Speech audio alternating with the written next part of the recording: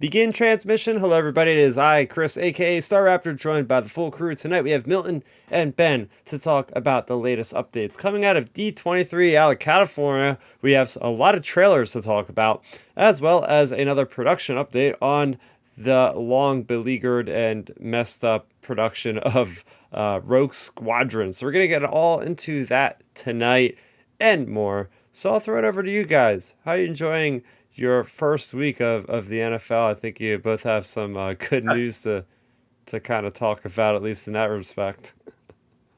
I mean, I'm happy. Look, my team won. It's all that matters. I've been saying it's, one game closer to the playoffs. Let's hope. We have a tough game coming up against Minnesota on Monday night. But we'll see what happens, man. Like one game at a time. Yeah, hey, that's the way to do it. Same with my team. We won as well, and just hoping for the best week by week. And speaking of wins, hopefully Star Wars can start racking up some wins because we've been in some shaky territory lately. So hopefully things are heading in the right direction. Yeah, we're gonna get into that a little bit. I mean, we have a new Star Wars thing coming out in like literally 5 days as of recording. If you guys are listening to this on the road, it's gonna be like 2 days by the time this comes out on Monday.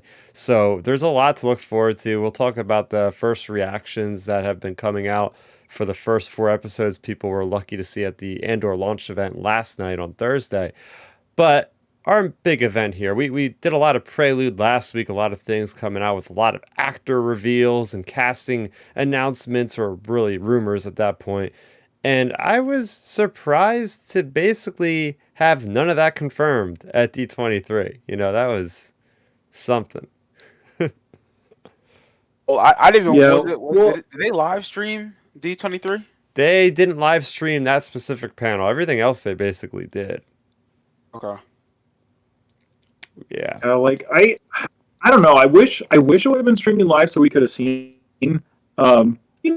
Just my thing is, it's like, why not? Like, sure, of course, the people that paid to go there, like, you want like an exclusive event, but it's like your biggest thing, like a marketing. It's for marketing, obviously, and just to get the fans excited. Mm-hmm. Like, I think that's that's something I always harp on here, just in general when I'm talking Star Wars, is like, to me, PR is so important in the entertainment industry.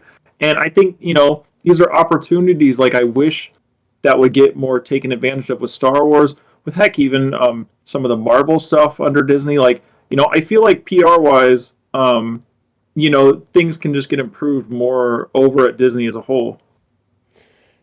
Yeah, so we'll get into much more of that, and just doing the normal housekeeping on the channel here. If you're watching us, you can listen to us, of course, through the power of your podcast platform of choice. Yes, that's right.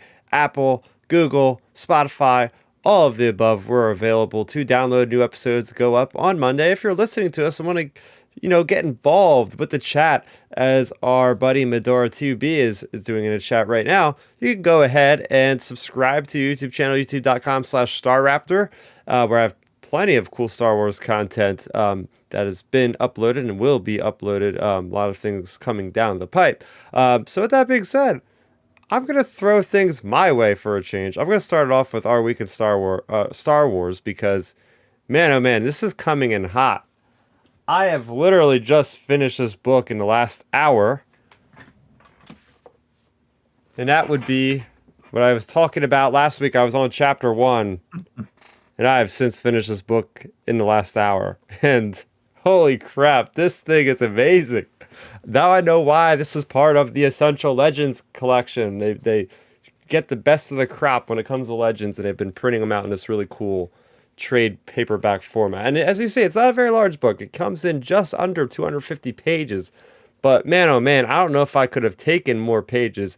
Not because it's a bad thing, but this is one hell of a dark story in Star Wars. The maturity level on this thing is unlike anything I experienced. Like, the grotesque gore factor of Death Troopers this is The Walking Dead in Star Wars by all means. This was made in 2009. So actually, I think this would have predated at least the Walking Dead TV show. I forget exactly when the comics were first published, but yeah, it's a very simple, very straightforward story. But the way that Joe Schreiber writes this thing, you don't even see the zombies until like more than halfway through the book. It's just like the ultimate way of piquing the reader's interest with just throwing little like curious things at you, building up the suspense and not really revealing the zombie until the moment is right. And when that happens, it's just, this book reminds me of The Walking Dead mixed with Alien, the movie Alien, because there's a lot of, it's sci-fi, you're on a ship, you're just stranded out there on this prison ship, people get loose, people are dying left and right, and then you have this Imperial Star Destroyer where these experiments are going off, and it is just, oh my gosh, like there's so many moments that will stick in my head probably forever after reading this book. Like, for instance, like the guy, he is getting the infection through his foot, and he's like, take off my leg to the doctor, and she has to think right then and there because the zombies are like coming through this tube. So she literally just gets a scalpel, like stabs through the guy's stomach without any numbing or anything. The guy's just like going into shock. She's pulling out this pollutant stuff and it's like crawling on her. It's like the symbiote out of Venom or something. It's absolutely ridiculous. And then another moment, the poor kid, this young guy that was in prison because it's an Imperial prison, so they're throwing rebels in there, whatever. He has to crawl through an entire mountain of basically limbs and severed heads that are stacked to the ceiling because it's all the deceased people that they were just like getting rid of. And there's a zombie stormtrooper like pops through, and it's just absolute craziness. Like people getting eaten alive. It's just, it is absolutely insane. So if you are, faint of heart, you might not want to read this one. I can't recommend it for you. But if you want to take a dive down the deep end with Star Wars in a way you probably haven't ever experienced, it's great because at this thing's core, it's a horror story with the Star Wars license, and I think they juggle it perfectly. I don't know. I wish this sort of thing could exist in the current continuity, but I don't know if Disney in the current state would ever let this thing fly. It's just, oh man, I know you read this, Ben. Yeah. Oh yeah. No, it's awesome hearing like your reaction to this because like I've been saying, like that book is one of the best Star Wars books, period. And like, now you see why. Like, it's a good story, simple, to the point. It kind of has like like you mentioned, the zombies don't appear through until about halfway through or a little in that range through the book. But it's kind of like the Jaws effect throughout the first part of it, where it's like, little hints going on here and there, like, oh, what's this, and then it's like, boom, like, whoa, all right, this is what we're dealing with. So, getting things like that involved in Star Wars is great, and like, just hearing you recap it there, it's like, man, when we're talking, we'll talk about like, mature Star Wars or whatever, but man, if they ever, which is a highly unlikely, but if they want to get into like the genre type filmmaking, give us a live action Death Troopers movie adaptation based off this book and make it a scary movie for, October, like the Halloween time of year. And I think it would go over really good because people, at the end of the day, I mean, look, like you have cheesy zombie movies that make money. How about a zombie movie in the Star Wars universe, like set with this book? Like, this type of thing I think can go over well because it just hits a different audience and it's just such a good, like, I don't know, it's like you said, it's so well written, and like I just can't highly recommend it enough to anybody. Like it's excellent. And then like you mentioned, some of the best or like some of the most intense moments, like you have the guy crawling over the bodies, you have the one part I'm sure you remember, I think like the one character, I don't remember the names because it's been a while since I've read it, but like the one character was like hanging off a thing, or like like a bunch of the zombies like in like a hangar area or something, like all that. Yeah, that part, like just imagine that part in live action, like how epic that would be. Gosh, like that. Yeah, go on. One of the moments that I really loved was you got the one character, and he does a great job of like making this one despicable character. Like this guy killed these two kids. He was like a prison worker. He basically interrogated this one guy that's the father of the two kids, and like killed the guy when he was interrogating him. So he's got bad blood. This guy's a jerk off, obviously. Anyway, he's one of the survivors. He somehow has immunity, like natural immunity to this virus that's going around. And he's in the Star Destroyer. He's trying to find refuge because all the zombies are coming from the prison ship to the hangar of the Star Destroyer. He finds a Lambda class shuttle and he gets inside of there. And there's actually survivors, or Imperial survivors, that have survived in that shuttle for 10 weeks. 10 freaking weeks that these guys did not want to venture out of the Lambda class shuttle because they'd be feared of basically being killed. So they've had the commander says, "Oh yeah, we've had plenty of water. You know, that hasn't been a problem." And through the short conversation this prison guard and these guys have had, he's like, "Unfortunately, we haven't had access to food." And well, we've basically had to sacrifice. We started off with 10 of us, and now there's like 6 of us because we've basically had to be cannibals to survive in this place. And then as he's explaining the story, there's these 3 guys that come behind him and grab him and throw him to the ground. You're like, holy like this is really happening right now. And just that was like a terrifying, like I've never seen Star Wars deal with cannibals. Like, holy crap, we are here right now. Well, the thing is that makes those moments great. Like that, sure, that's like really crazy. But I think the reason why this book is so revered by so many fans is because moments like that's stakes for Star Wars. Like, you know, that's putting us in kind of like the characters' shoes. Like, what would you do in that situation? You're stuck in a ship and you have no options whatsoever. Like, you know, it's like those real true like life or death scenarios. Like, you're stranded in a deserted place that has no food whatsoever. Like, what's going to happen? You know, and when people get to their breaking points, like you know, it adds that like level of stakes. Like, I always talk about stakes in movies, and not even just Star Wars, in any movie. Stakes are so important. That's why, like, you know, I'm critical of Marvel because a lot of their stuff doesn't feel like there's stakes. But like in this book, like moments like that adds stakes to things because it's like, man, these characters are barely making it.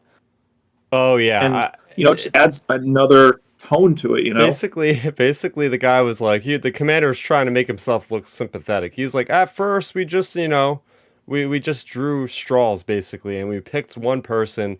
And we would just drain their blood. You know, we would do it so that they wouldn't feel anything. We would at least like give them this numbing agent where they would go to sleep or whatever, and then they wouldn't know what happened to them. And we would just take the blood at first, and we would throw their organs outside of the shuttle, and just like give it to the zombies. But then the guy said, we quickly learned that the zombies got riled up when we threw the organs out of the shuttle. So that's at that point we decided to just not do that anymore, and then we ended up just eating the organs in the end anyway. And I'm just like, oh gosh, like oh, it's crazy. And there's like feral Wookiees. Yeah, there's feral Wookiees that just like, oh my gosh, like just like the meat hanging from their fangs and everything. It's just like absolute horror, like on another scale. Then you get the Han and Chewie part in it. I was not expecting that, and up until that point, I was like, I'm loving where this story is going because we're getting these original characters, and Star Wars would do well to do a story like this, where it's like absolutely no known characters, but you're in a familiar galaxy with familiar technology and a backdrop of a story where you know exactly where you are, but you're in this little side area of the galaxy. And then they show up, and it's like, well, they fit perfectly in there, and their area of the story, you know, picks up basically when they get boarded by the Star Destroyers, or you know, they drop off the spice and Imperials pick them up. You know, you hear from A New Hope, this is where they ended up at this prison ship. I don't want to turn this into like a 2-hour podcast on this book because I easily could, so I'm gonna just segue out of here. But all I'll say is, damn, you got to read this book. I don't know, Milton, if you can get your hands on an audio book version of this, or if you've already consumed it somehow, but yeah, you gotta somehow experience this. I'll probably get on audio when I get the opportunity. Oh yeah. So there you go. Well, Death Troopers. One other thing. This just came in last night, and That's why I wanted to finish Death Troopers so quickly. I read quite a bit today because I had to get started on these that just came in. Here we go. I have Phase 2 of the High Republic. I got some review copies in, so I'm going to be pouring through nice. these books. They aren't out on sale. Well, this one's the first one. This is the young adult novel. This is Path of Deceit, Tessa Grattan, Justine Ireland. This is the first book in Phase 2. This is out October 4th. And then this one here, I think it got pushed back to like the second week of November. This is, let's see, The Quest for the Hidden City by George Mann. So these are the first foray into Phase 2 of the High Republic. So I'm looking forward to it because there's going to be a lot of cool stuff. This is the furthest storytelling in canon Star Wars right now, going back all the way about 450 years before The Phantom Menace. So I'm looking forward to, oh wait, is it 400? No, it's 350, sorry, 350 years, approximately. So there you go. Keep an eye on that. I will be putting up those reviews as soon as I get to them. So yeah, that's what I'll be doing over the course of this weekend. All right, I think I've talked enough. I'm going to throw this one to Milton now. What's up for your week with Star Wars, man? Well, I can't top your week because didn't really have anything. I mean, that kind of sucks. Normally, I have something in Star Wars that I can talk about, but honestly, this week nothing's really happened. I mean, I guess I could say there's Star Wars is always on my mind. Maybe like that's always my thing. I mean, usually when I work out, I always listen to some type of like Star Wars, like watch a video or like theme song or like, some type of splice video of like someone making like a hybrid video with Star Wars mixed with whatever. So there's really nothing specifically I can point that's one thing that stands out. But I know Star Wars is always impacting my life throughout the week. Trust me, I'm either thinking about it, looking at something down the road with it. It's always there. Heck yeah. It's always enough. I would say the back of my mind, I would say a lot of times it's more near the middle part of my mind. But I'll throw it over to you, Ben. How's your week been? Yeah, my week was pretty good overall. Like, I didn't really have much going on, Star Wars wise, other than like chatting with you guys and getting excited about the little bits of news and the fact that Andor is coming. And then, of all things, as I always joke around, my grandma will always just grab me random stuff she sees at the Dollar Tree, and she grabbed me a little Jin Urso figure, which is kind of perfect for this. Yep, it's like it was at the Dollar. It's like from her at the beginning. Wait, like at the beginning of the movie again? When she gets first gets caught up. Uh-oh. Can you hold that up again? Hello. Yep. You're breaking up a little bit, that's all. Yep. Oh, you got the 6-inch one. Yeah, it's like the 6-inch one. Yep. That is the figure. That is the ultimate peg warmer. That is the ultimate peg warmer because that is literally everywhere. Like I go to the Walgreens, that's the figure from 2016. It's like, come on here, somebody get rid of this thing already. They're practically giving them away for free at this point. It's just to get this off the shelf. Yep, it was $1. She was like, "Hey, I saw this Star Wars." So I was like, "Okay." Speaking of Star Wars stores, I got to go back to me for my week in Star Wars. So my comic store has been really just hitting me in the good, just hit me with the good Star Wars lately. Because I told you like a couple months back, they have that like little Star Wars library, as I like to put it, where it's like this like little area on the shelf with all the books, and I see every week like more and more books slowly start to disappear from that little section. I'm like, ooh. Lost Tribes of the Sith is now gone. I was like, damn, I was going to buy that maybe. But anyway, now they have a Star Wars toy section. And I was looking, I was like, oh my gosh, they have the Power of the Force, Shadows of the Empire line. I seen they had the Boosh, they had Prince Zizar. I was like, oh man, like I should have brought my phone in to take a picture for you guys. But they had like, it just made me laugh because the Power of the Force is so obscene with the muscle-bound characters. Like, oh my gosh, I don't know if you've ever seen a Darth Vader, but like how much roided up he looks. It's ridiculous. But then they also that's what made him so awesome though. I mean, that whole line was dope back in like the late 90s, early 2000s. Like I remember, again, that was when they were ramping up Phantom Menace. and rebranding, I guess, Star Wars in a weird way, but because they had the Phantom Menace line too that came out around that time, which again, I love those figures when I do see them. I mean, I never buy them because it's like I feel like I'm not buying the right ones, if that makes sense. But Oh, it brings back a lot of childhood memories of like how dope those commercials were back in the '90s when they would just market the hell out of those Power of the Force oh figures. my Like they gosh! were Like fire. they were hitting us with so many obscure characters. Like I picked up one of my favorite characters, and it says on the it's like I forget the character's name. It's a very obscure droid.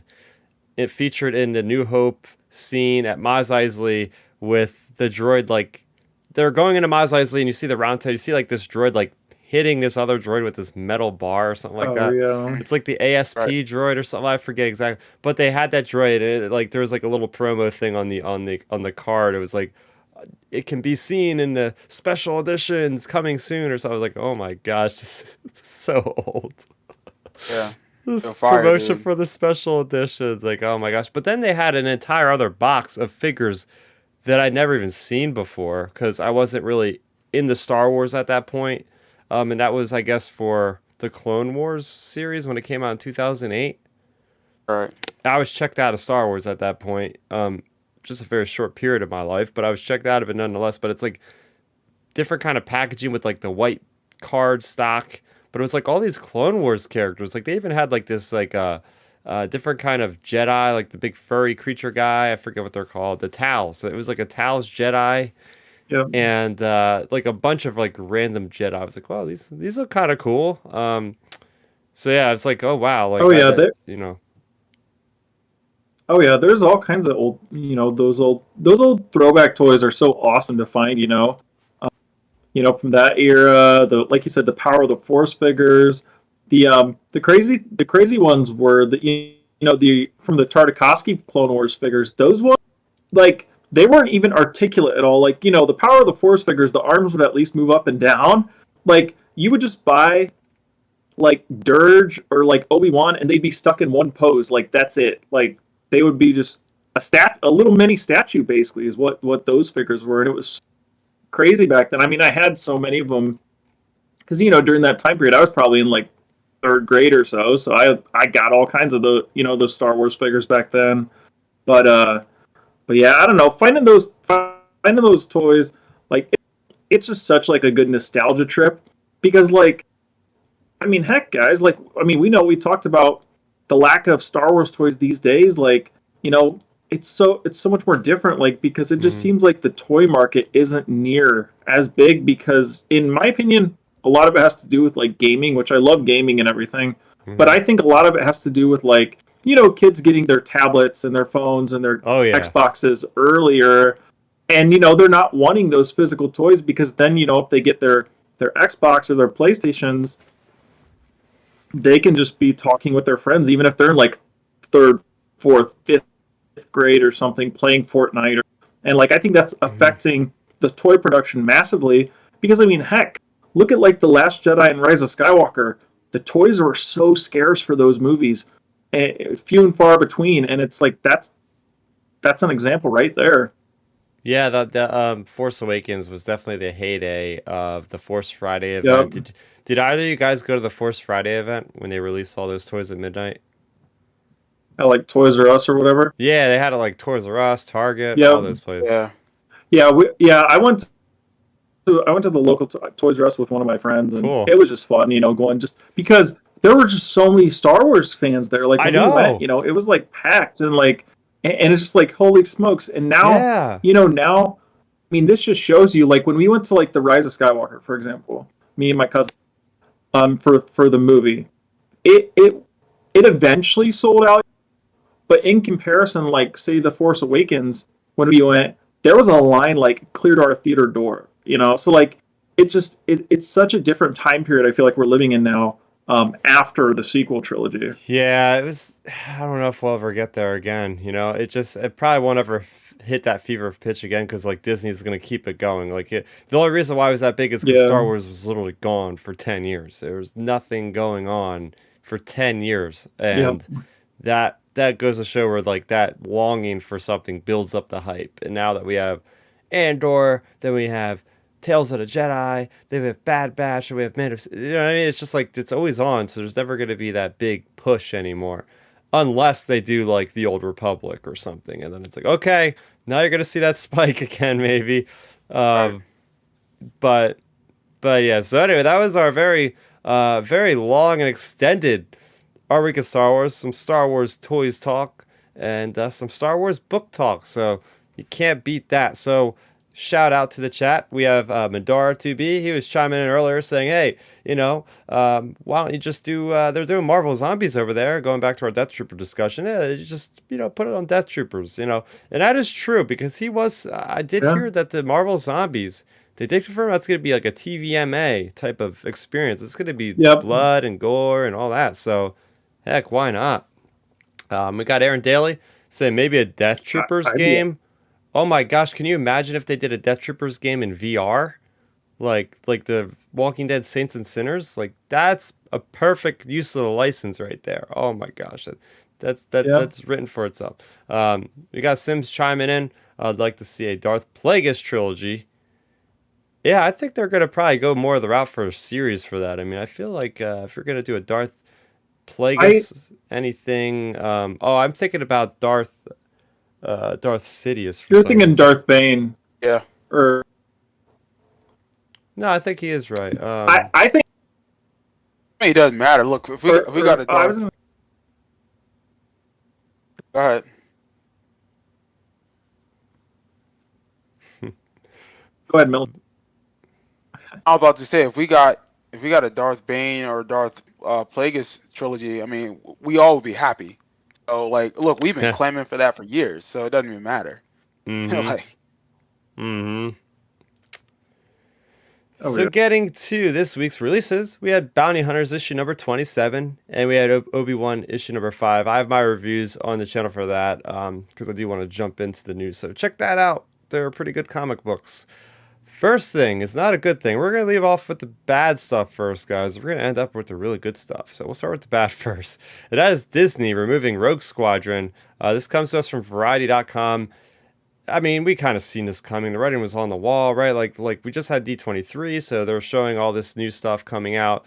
Snow White and Inside Out 2. And, Disney owns a lot of the real estate for their movie dates because they can't have both of their movies coming out, like, next to each other. So some things have to get pushed, and well, in the case of Rogue Squadron, they are so far behind on the production that at this point they're just saying, we're going to just take it off of the schedule entirely before we get more concrete plans on what the heck is actually happening. So, I mean, we've spent many times talking about this whole story, so it's more of a non-story, but it is kind of sad seeing the realization that a movie that I was really, really looking forward to that technically should have been out this year is now coming out maybe not in the next 2-3 years at this point. So, look, I'm gonna keep it real and just keep it short. I'm not surprised.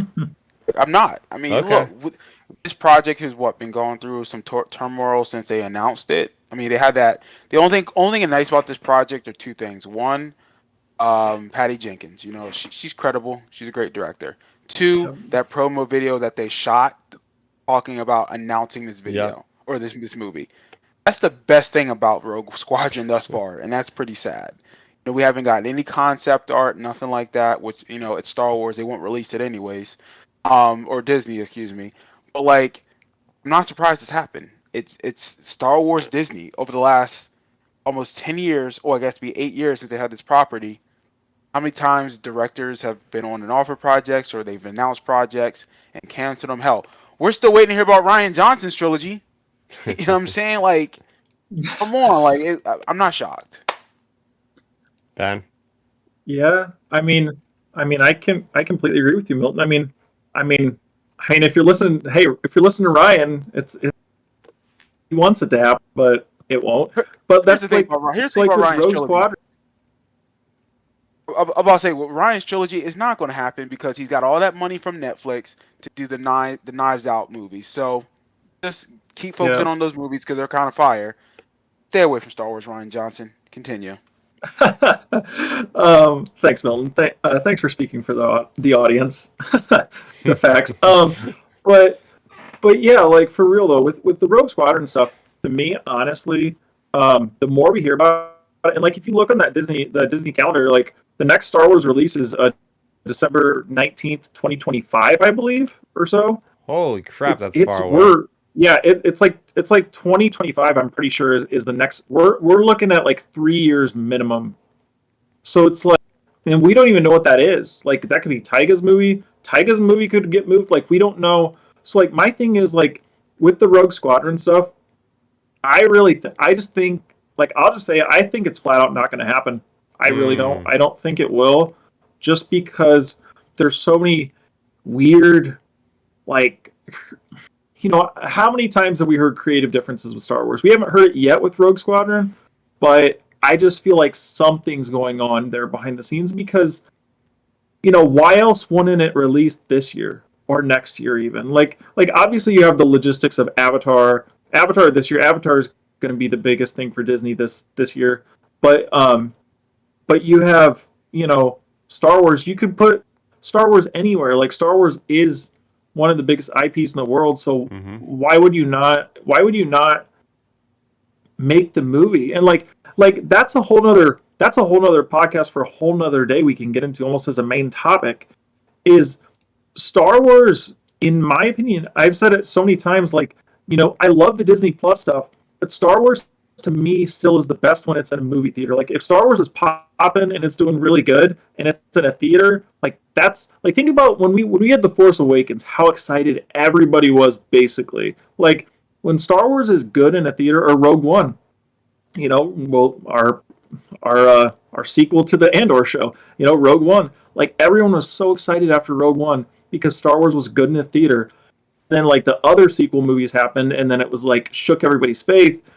And then now it basically made Lucasfilm gun shy on like, all right, maybe we shouldn't make Star Wars movies when that's what the franchise was built on. So like me, I'm normally an optimistic person, but like to me, I'm very pessimistic on Star Wars, their future in theaters, unfortunately. Yeah, we have Battle in Boston's. Thanks for joining the chat. It's a new name in the chat. He's saying, I'm fine waiting another 50 years for a Rian Johnson Star Wars movie. Hey, there's a lot of people out there with Battle in Boston. There's a lot of people that are really high up. You're damn right, because he is trash when it comes to Star Wars. Well, no. And I always say this, right? If you give Rian Johnson the keys to the kingdom in his own era, let's say it's 100, 200 years in the future, I'm sure he's going to do a kick-ass movie. It's just, dealing with some of the characters. It's always hard dealing with characters with baggage, Right, if you're right. trying Here's to make the a thing, statement. and I'll give him his props. I like a lot of his work. As a filmmaker and a storyteller, I like a lot of his work. I like the Knives Out movie. Hell, I'm looking forward to the sequel that's coming out. Glass Onion, yeah. Can't wait to see that. But dude, don't tell me you're proud of The Last Jedi, which I'm surprised is not a story for tonight, but he said how he's more proud of like The Last Jedi and all that trash. I mean, and that might be true for him because he made the damn movie. Yeah. But come on, man, that movie is straight garbage. That's the one that tainted Star Wars for a lot of people. When it comes to this movies moving forward, like that film shifted people's thoughts about what they thought they were going to see. And that's not, I keep telling this to people, that's not fans being weird at the time. JJ and Kathleen set us up to think this is where Star Wars is going. And then we get this movie, which shifted everything. And it's like, wait a minute, what the hell? And then we got the Rise of Skywalker. And then it's like, wait, what the hell? And then it's like, now what? So it's like Ryan and Kathleen, those guys really like shook us as fans. And it makes sense how you mentioned, Ben, how movies are kind of gun shy right now. Like they haven't really come up with a good plan of attack when it comes to their next trilogy of films or films in general. Oh, I completely agree with you on that, Milton. Like the whole situation, not to like dive too far into a Last Jedi discussion, but like my whole thing with that, I mean, I guess it is relevant to talking about Star Wars in theaters. Like to me, honestly, like it damaged the IP in my opinion. Like I think it did just because it put that like almost reputation in part, a good chunk of the fans' minds like, oh man, if we get a movie release, is it going to be like that? And then that therefore, if you're if you have potential fans thinking like that, then obviously the people at Lucasfilm are like, oh man, our IP might be a little damaged, so maybe we can't release a movie real quick because it still might not get the turnout because of like the aftermath, you know? So like that's my thing with that. And then, you know, like you mentioned, you had the story like Ryan getting interviewed this past week.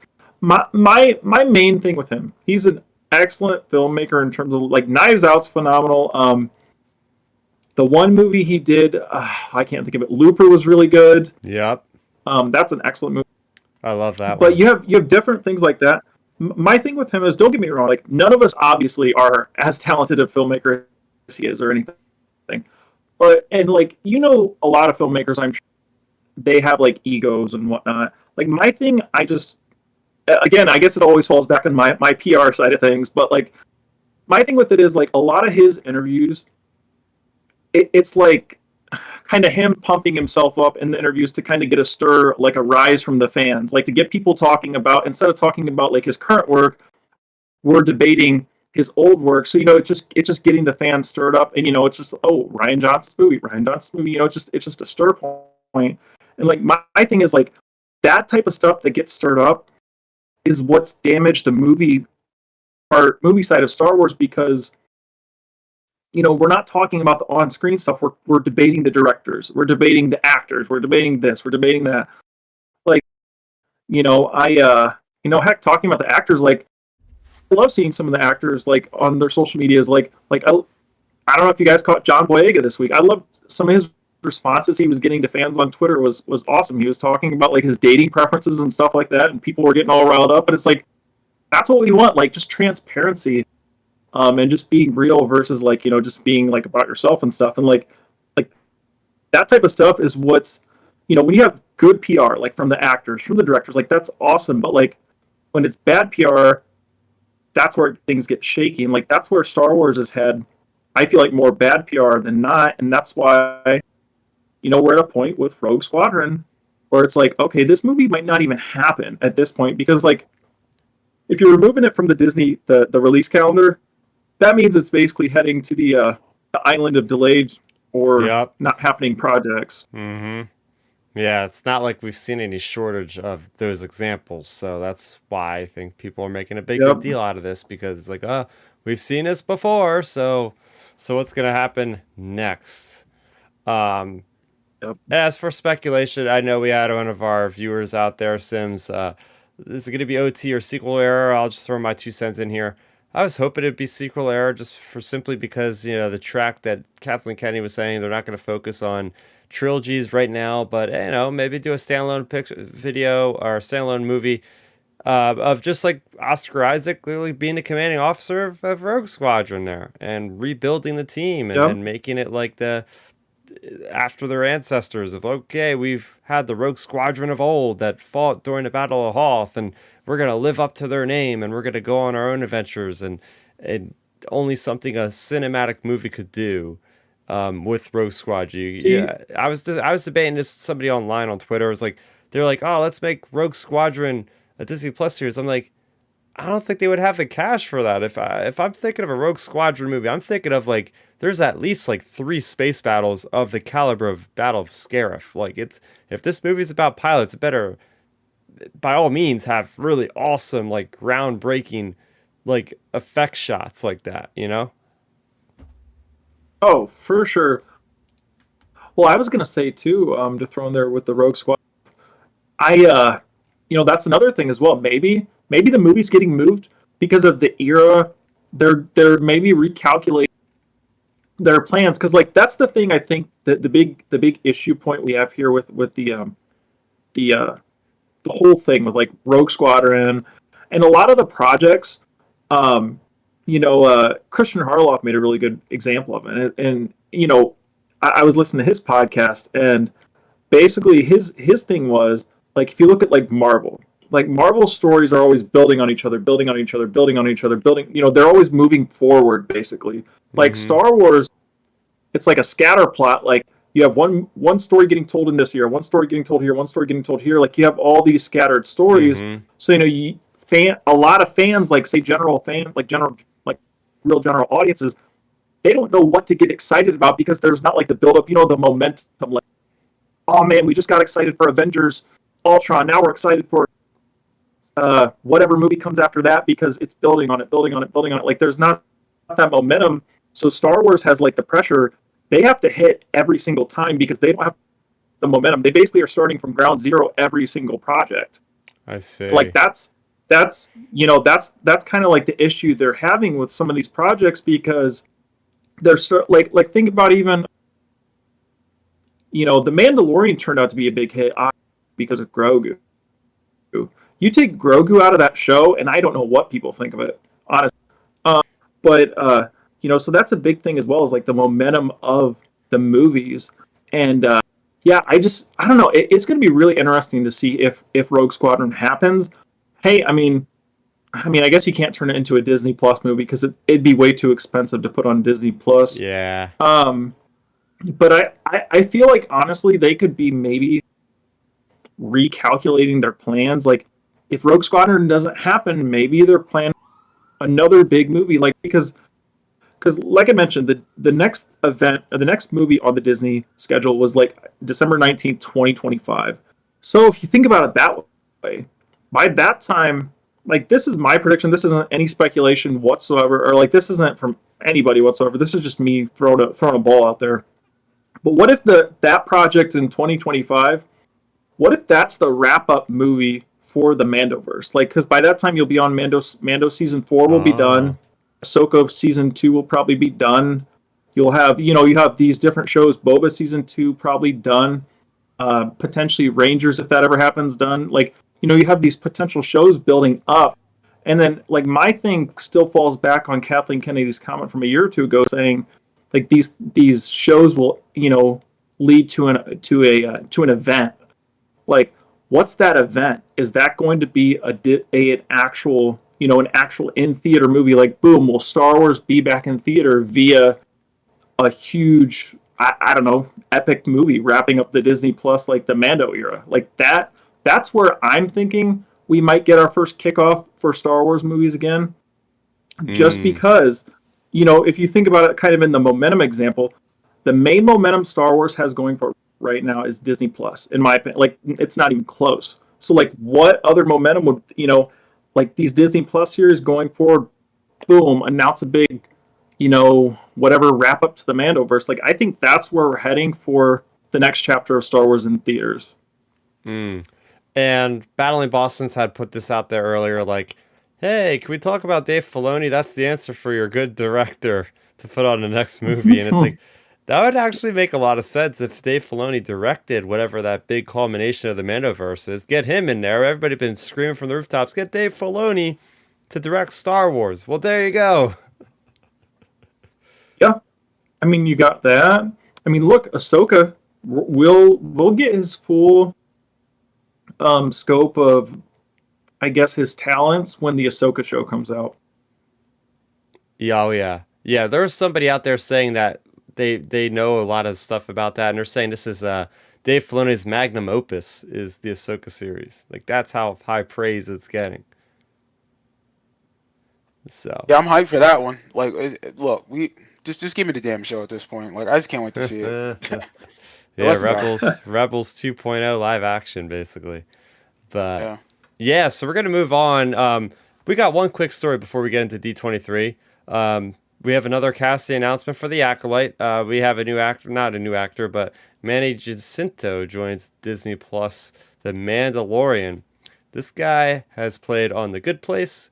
He was recently in the box office hit Top Gun Maverick, and a bunch of other things. So I don't know if you guys are familiar with this guy, if you've seen Top Gun, if you've watched The Good Place, but yeah, this guy's joining Emmy winner. He won now, Lee Jung-jae in Disney Plus's Star Wars: The Acolyte. Lee Jung-jae was from that Netflix series, the Red Green. What the heck is that called? Squid Game Games or something. Squid Game, yeah. And Amanda Steinberg. So they are stacking up the cast on The Acolyte. It seems like every week we're talking about The Acolyte, but we still have gotten nothing really official other than the announcement way back when. So yeah, there's a little update. I don't know if you guys are familiar with this actor.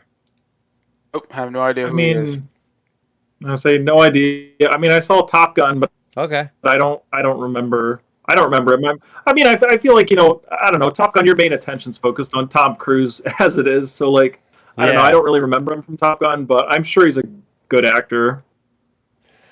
Yep. So moving on into the big event D23, I just want to talk about. I was satisfied with what came out, but I just have to throw this out there to you, Ben, to you, Milton. Um, a lot of this footage was footage that had already leaked.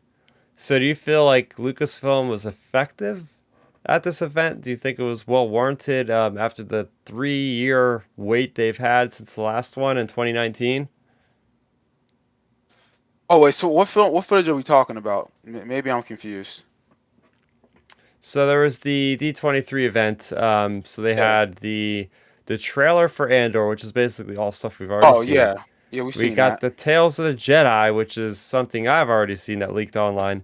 And then the Mandalorian trailer, which leaked to everybody but me that had watched Right. it beforehand. So in reality, they didn't talk about the movies.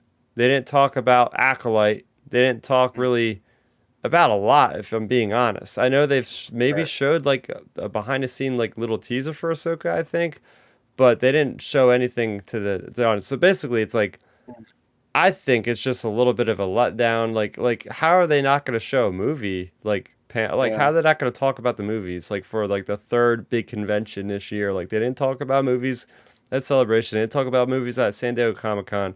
They didn't talk about movies at their big Disney event that they haven't had in 3 years. So that's where I get worried. It's like how does every other studio come with movies to talk about? I mean, honestly, Lucasfilm did have Indiana Jones 5, so if they didn't have Indiana Jones 5 to at least talk about, then I would be like, okay, what are they actually doing at this point? Right. But I still, I mean, think that was a little bit like, huh, really? No movie right, yet? right. Like Taika Well, Waititi to, isn't on this, just talking about whatever. But to answer your original question, was it a letdown or whatever? Or was it even worth it? I mean, look, I didn't see any of the trailers except for Andor. I mean, that footage was very familiar to me, but I didn't see Tales of the Jedi. I didn't see the man. Was it Mandalorian? Was the other trailer mm-hmm. they Yep. showed? Yeah, so I didn't get to see those until obviously that Saturday. So to me, it was good because I wanted to see it. I'm glad we got that release. But to someone who have already seen it leaked, okay, that's a letdown. I get that. So I can see twofold how it works. As for the movies, look, it comes back to planning. Do they have a plan? Maybe they do. Maybe they're just not ready to release or talk about their plans for movies, in the next 3 to 4 years. Maybe that will come next year, for a convention. You're right, Chris. I think for those type of big conventions, you should bring your heavy hitters, which are pretty much your movies, your big IPs, that type of thing. And I'm glad Indiana Jones got its love and its props. However, if they don't have a plan for films in the next 5 to 6 years, don't bring them because I don't want to hear about it. Because like I said, with Rogue Squadron, we got that announced at whatever it was a year or 2020. two ago. Yeah, whatever it was, and then look, it's dead. So it's like don't announce anything until you absolutely know it's going to be made. You have the team together and you're ready to rock and roll. Like I Yeah, just don't want to have to deal with this, and it's like the video games. Video games always getting delayed and pushed. Like I I don't want think to see that anymore. I think they've already corrected themselves. If I'm looking at our recent evidence, is Skeleton Crew. They were filming Skeleton Crew when they officially announced it at Star Wars Celebration. Or like, hey, like here's Jude Law, and like they were filming at Manhattan Beach, which was like probably like within an hour away from where I was when that panel was going on. So, and I remember like up to lead up to Celebration, we were getting rumors of this live action series I was filming in like June. I'm like, why aren't they announcing this? Why are they just keeping this so on the download? And I think from now on, Milton, I think Skeleton Crew, that series, I think I like you said, they'd be best to do that. Like just have all the contracts written out. These Mhm. these creators can't be involved with other projects. Like they gotta be, if they're gonna be involved with Star Wars, I'm sorry, but like you gotta be just working on Star Wars. You can't be working on this project, going Oh, here, doing this for 3 weeks. No, like they should be signing a contract where they are. That's the only thing they could be working on. I hear that, but I mean, let's be real here. With Hollywood nowadays, it's not like it was back in like the let's say I'll go way back, like the 50s, 60s, 70s, 80s, where you signed a studio contract, say, hey, I'm Oh. gonna do 5 Warner Brother movies in a row, blah blah, blah, or however you do it. You usually sign picture deals in a sense of like, I'll sign the one to do the sequels later. That's how they do it now. So I see what you're saying, but like I said, Taika Waititi, every studio wants him. Look at any other actor. John Boyega. We'll use the actors. Every studio will want to work with him. Look at your girl, Bryce Dallas Howard. People want to work with her. So are they contractually obligated to sign these long deals with these companies? Not really. They have a lot of leverage not to. But I see your point. Mm. I can see them saying, listen, if you're going to work with us, you got to be committed. And I think that's been an issue the last 5 years with Star Wars, where you get these creators, get these writers, and then they have this dysfunction of like, lack of communication or creative differences. It's like, wait, come on, like you got to be all in or not. Like we can't play these games with the fans no more. Mm. Yeah. Oh yeah, I mean, I completely agree with both of you guys on this whole question, because like my thing with the whole situation is, like I said, a lot of my angles is from like, hey, your PR and your fan relations. Like to me, it's like read the room. Like it's the whole thing of read the room, Star Wars, read the room, because like I mentioned, I was listening to Sith Council this week, and they were talking about it, and a lot. I was listening to Force Center, like different Star Wars podcasts, and you could just tell, hearing these other Star Wars creators talk about it, people are let down, because it's like obviously, of course, Milton, you didn't see some of the trailers that leaked, but they leaked months ago, and to me, like, sure, okay, technically they leaked, but if you want to get technical about it, they weren't officially released. So basically, this was really the first time release of those trailers and stuff. So like, if you want to get technical about it, that's fine. Like that's there. But even like on say Sith Council this week, they were talking about, they were thinking maybe that Ezra announcement was going to happen, and like to me, that would have been a perfect time Yeah. for Star Wars to call an audible. So basically, just say, hey guys, before we go out on stage, like everybody knows all about these trailers. So Dave, just announce the Ezra casting, and let's just show a picture of the guy and be like, hey, this is your new Ezra. Boom. And Seriously. people would have been, it would have been the best D23 ever, because we were getting live action Ezra. But, and like, while listening to like Sith Council this week, they were like, yeah, we were sitting there. They were, Dave came out, he was talking about Ahsoka. He was like, yeah, I'm excited for her character journey, blah, blah, blah, blah, blah. And then he said he talked for a couple minutes about Ahsoka in just real general terms. And, Harloff and the other people on Sith Council were like, oh, we were thinking maybe, as soon as Dave was getting done talking, the lights were going to show off and they're going to say, hey, this new Ezra, boom, and show him or something.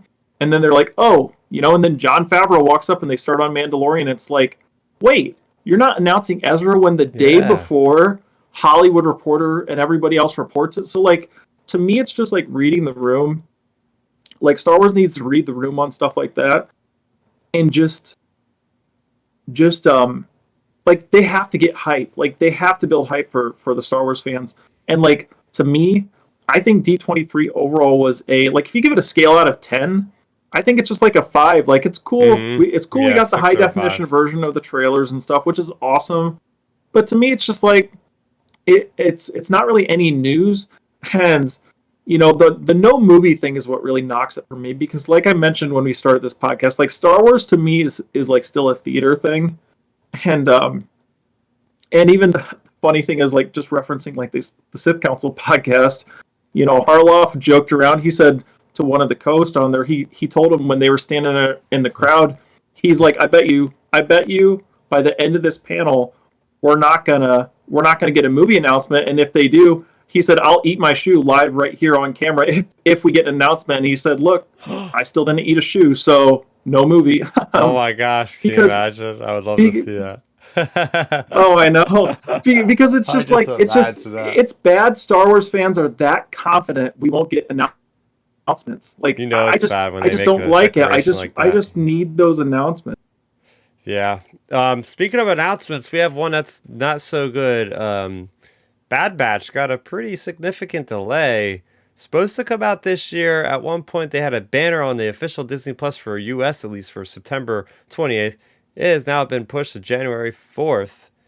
And this was a bummer. Like they didn't even get. I mean, here we go. I sound like I'm whining. Oh, they didn't even give us a trailer. But no, it's like weird. Like, you think they would have at least give us some new material to watch? Nothing. Chris, I'm telling you, man, this is not enough, dude. You should be used to this at this point, my man. You should be used to the disappointment that Star Wars puts us through as fandoms when it comes to these weird delays and announcements. Because honest to God, how many times I think for the last 5 weeks we've talked about some type of delay or like something with a movie or with a video game. Like literally, like for the past month or two, we've been pretty consistent about this.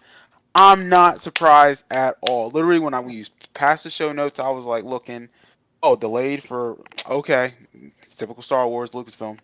Like But seriously, for that long is crazy. Because they pushed back Andor like 3 weeks. I was like, okay, maybe they'll push back this to like October or the end of October. January, I was like, my eyes were just like, what? Like literally, we had Eclipse, it delayed. We had KOTOR Andor, remake. it was delayed twice or pushed twice. Was Andor pushed twice? Something like that. Now we got Rogue Squadron. Yeah, now we got Rogue Squadron. Now we got Bad Batch. I think what's happening is Disney strategically pushing everything now. I want to bring this up. Another thing was when they announced Mandalorian Season 3 at Celebration, they said it was February. That was all in the marketing. All the marketing said like February. I think even the Twitter account said February. February 29th. And guess what? February is nowhere to be seen after they put out that teaser trailer. It just says 2023. The marketing doesn't have it. So I'm thinking that they Bad Batch is ready, but they know they need more time for Mandalorian to finish the effects and all. So like, all right, let's just shift Andor forward. We'll shift Bad Batch. We'll have, I guess 16 weeks of Bad Batch or something.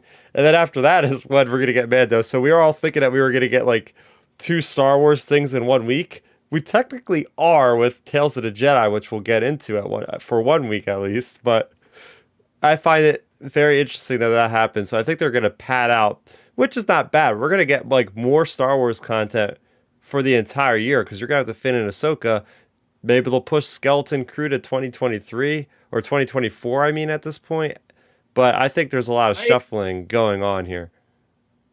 Yeah, I think the big part of this also we're overlooking as well is sure the Bad Batch did get moved, which of course, like you said, Milton, water is wet, so what do you expect? But I think the season maybe got shortened. I really do. I'm guessing maybe like 10, 12 episodes. I don't think it's going to be 16. I really don't.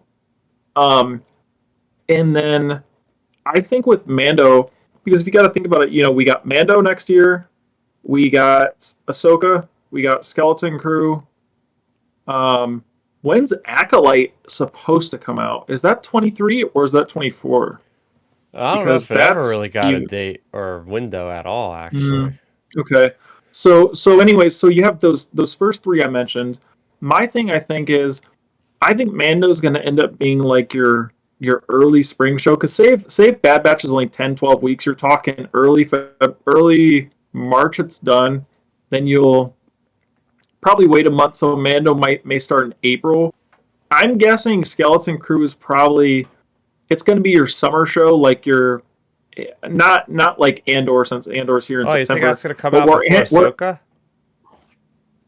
Go on. Pardon me? You think that's going to come out before Ahsoka then? Yeah, I think 1,000,000%. Really? I think Ahsoka's the holiday show because we're missing Star Wars for the holiday season, and I think Ahsoka, with it being such a big event type show because it's basically the Rebels continuation, I think that's going to end up being the holiday show, because to me, Skeleton Crew, it's kind of your unknown show. So I think they're going to just put that in summertime and hope for the best. And then, you're going to basically kick off your live action Disney Plus year with Mando being back, and then Skeleton Crew, because basically, you'll have Skeleton Crew kind of as your in between. Like if people will be high on Star Wars after Mando, and it'll probably be like, oh, let's check out the Skeleton Crew thing.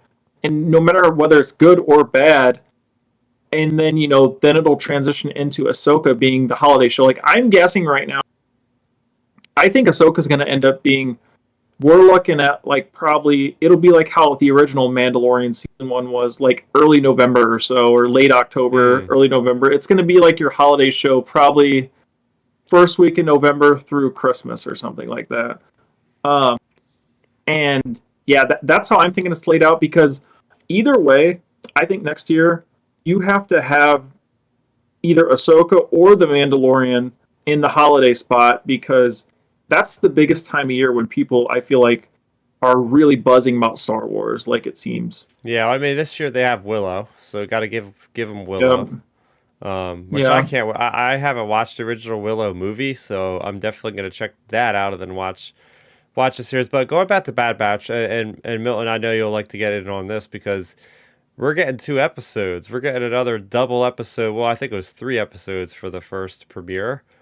But I like how Disney has responded to the outcry of the fans saying, sometimes one episode for these longer series, it just doesn't give you enough meat on the bones. And some people could get turned away if they watch the one episode and not much happens. And they're like, I'm not going to watch any more of this. So it's cool, Andor getting 3 episodes, Obi-Wan getting 2 episodes, Bad Batch getting 2 episodes. And I know you're really high on the premiere there, Milton. So are you excited to hear about this actually following suit with more than 1 episode? Absolutely. I mean, it's just like you have to set the tone of your show. Mm-hmm. And again, like that's why and I'll look at it from 2 aspects. With these small mini series that are like 6 to 8 episodes, you only have a certain amount of time to tell your story, especially if they're limited series. It's not like we're not getting an Arrow series that's 8 seasons and that's 22 episodes. We're getting limited series that maybe 1 or 2 seasons with 8 episodes per. Mm-hmm. So stop giving us these 30-minute episodes that don't really matter, because it's like, all right, it's just, to us, it's like just whatever. That's why I enjoyed Mandalorian so much, because that first season, even season 2, we were getting 45-minute episodes, 45-minute long episodes. Mm-hmm. Minimum. Each episode meant something. They weren't wasting time. Like that's why I love, we always refer to this show, Arrow season 8. It was 10 episodes, I think, or 11, and every episode mattered. Like it wasn't like, oh, let's just make this like a weirdo, like freak of the week. It was like, no, this episode was leading up to the crisis event, and it made sense. So if you got a mini series that's 6 episodes or 9 episodes, like, is it Andor? Is that 9 or 12? Is that 9 episodes? Wait, Andor is like 12 episodes. Oh, 12 episodes. Yeah, Okay. Andor's 12. So 12 episodes, you need those first 3 to establish the tone of the show. And it can't be 30 minutes. At least 45, just to flesh out the characters. There's going to be a lot of characters in that show. I hate to break it to you. Yeah. I hate to break it to you, but we've seen the episode lengths, and they are not nearly that long. What? You were just talking about Andor. With it being at least like 40, 45. Well, there are some episodes that are like, what, like 30, 35, basically? Yeah, there's some, Milton, that are basically...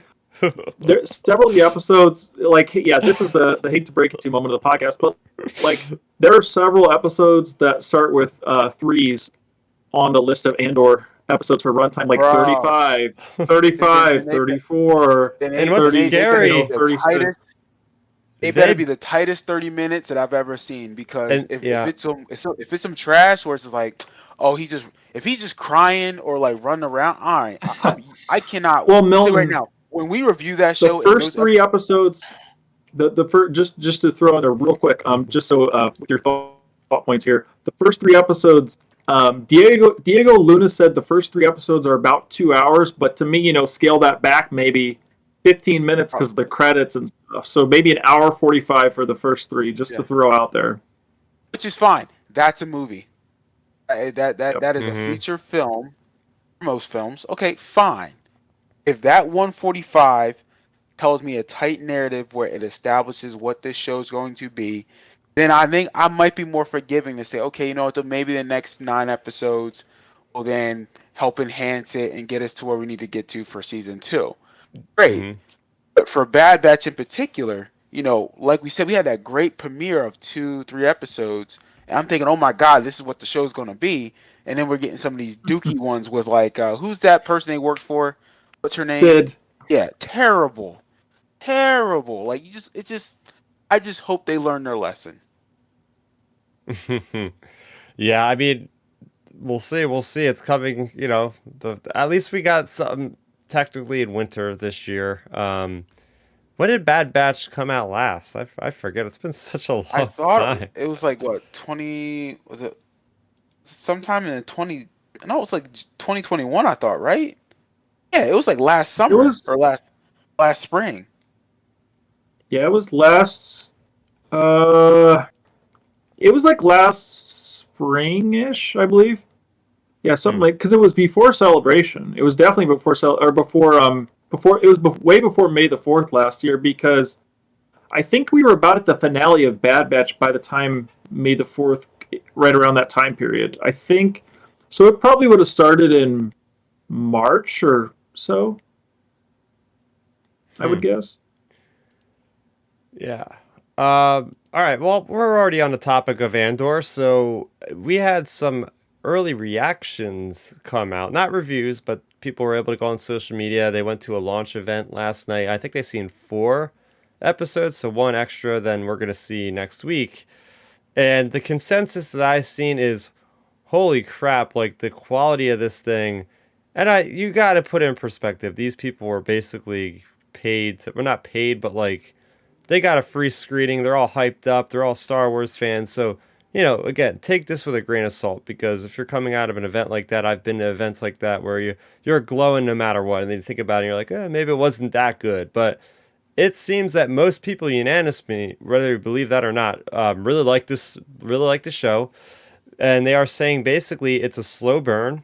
This is more of like that HBO drama feel, which is something that I've been wanting to see for a while. I mean, a lot of the Star Wars stuff has been that, Mandalorian, like that whiz bang, straightforward plot line, a lot of action every episode. This is going to be, if you're watching House of the Dragons, it's not action every 10 minutes even. There's a lot of dialogue, and it seems like that's what's happening with this series. Is there's a lot of character driven moments, a lot of deep dives into the psyche of Andor. But then they do mention at episode 3, I keep seeing stuff about episode 3 of Andor being like one of the best things that people have seen in Star Wars, period. So I'm very curious to see who or what might be showing up in that last episode or that third episode that we'll be watching on Wednesday night. But basically, people are saying this is the first Star Wars property on Disney Plus that it's not going to be an all ages thing. Like there's going to be like your 8-year-olds, your 10-year-olds, what George Lucas like focused Star Wars to be towards. They might not dig this show because they're going to look at it and be like, it's boring. What's going on here? I'm going to go watch something else. So just keep that in mind, because there's been a lot of, the older generation in this community has been like, I want my like real gritty adult Star Wars. Well, I think this is basically as close as we're going to get it as of yet, Right. because Disney Plus, people are saying in Disney Plus in general, this feels like the most HBO show Disney Plus has made yet. And that's going across Right. Marvel and everything else. Well, I mean, I would say I'm fine with that, just because I mean we kind of got that with whenever people don't realize how different. And I'm gonna go to another IP. When DC rebooted Batman in 2005 with the Batman Begins, that you don't see much Batman in that first 45 minutes, and it's a slow burn because it's very Mhm. much focused on Bruce Wayne. If you took kids there, if I had a kid at the time, if I had a kid at the time, I brought my child and said, "Hey, let's watch Batman." I guarantee that kid would say, well, "Where's Batman at? He's not in the movie." And I would say, "Well, it's building his character." No child don't care about that. Then as an adult, we're thinking, oh, we want character, we want story. So I'm totally fine with this because again, this is kind of made for like the older generation, in my opinion, because we all love the original trilogy. We all loved Rogue One and how it led into A New Hope. So I think with everyone loving like Game of Thrones and The Wire and Sopranos and again HBO shows, it would make sense that the older fans would be like, okay, I'm on board with this, and it's different, it's grittier. So I'm fine with it. You're right. Kids won't like it probably, but hey, I don't need you when I'm watching the show. Get out of here. As long as it's good and it's telling a good story and it's leading where it needs to get to, I'm Yep. fine with it. You can watch it in 5 years when you're old and mature enough to understand it. Seriously, I think it's important for Disney Plus. This is a great thing. I mean, we were talking about Marvel Zombies earlier about, hey, that's like as grotesque and gory as they want it to be. It's like the TVMA, TV-17, whatever it is. And now it's good to see that they are diversifying their audiences. It's not everything on Disney Plus is made for everybody to be able to enjoy. We are getting that segmented content. They put Deadpool, they put Logan on there, which are hard R-rated, movies. So it's good to see that Disney's kind of letting loose a little bit and giving people variety now. That's what I like to see. Agreed. I mean, and Oh that's yeah. that's how Star Wars should be. And especially with Disney Plus and Disney in general. Like see, people have this notion that Disney has to be like so kid friendly, which that's their brand, that's their market. Bill Belichick would say, "Do your job, stick to what you know." However, you know what I'm saying? Like they bought up Fox properties. They got all the other things. Like, come on, like you can now venture off and say, "Hey, let's give you some of that more PG-13 push the envelope for Star Wars." Like we can accept it as fans. We're not going to be weird and say, "No, that's too much." As long as you tell a good story and it's a great thing to look at, we'll accept it. Mm-hmm. Mm-hmm. Oh, oh yeah. Like I can agree with both of you to an extent, I would say.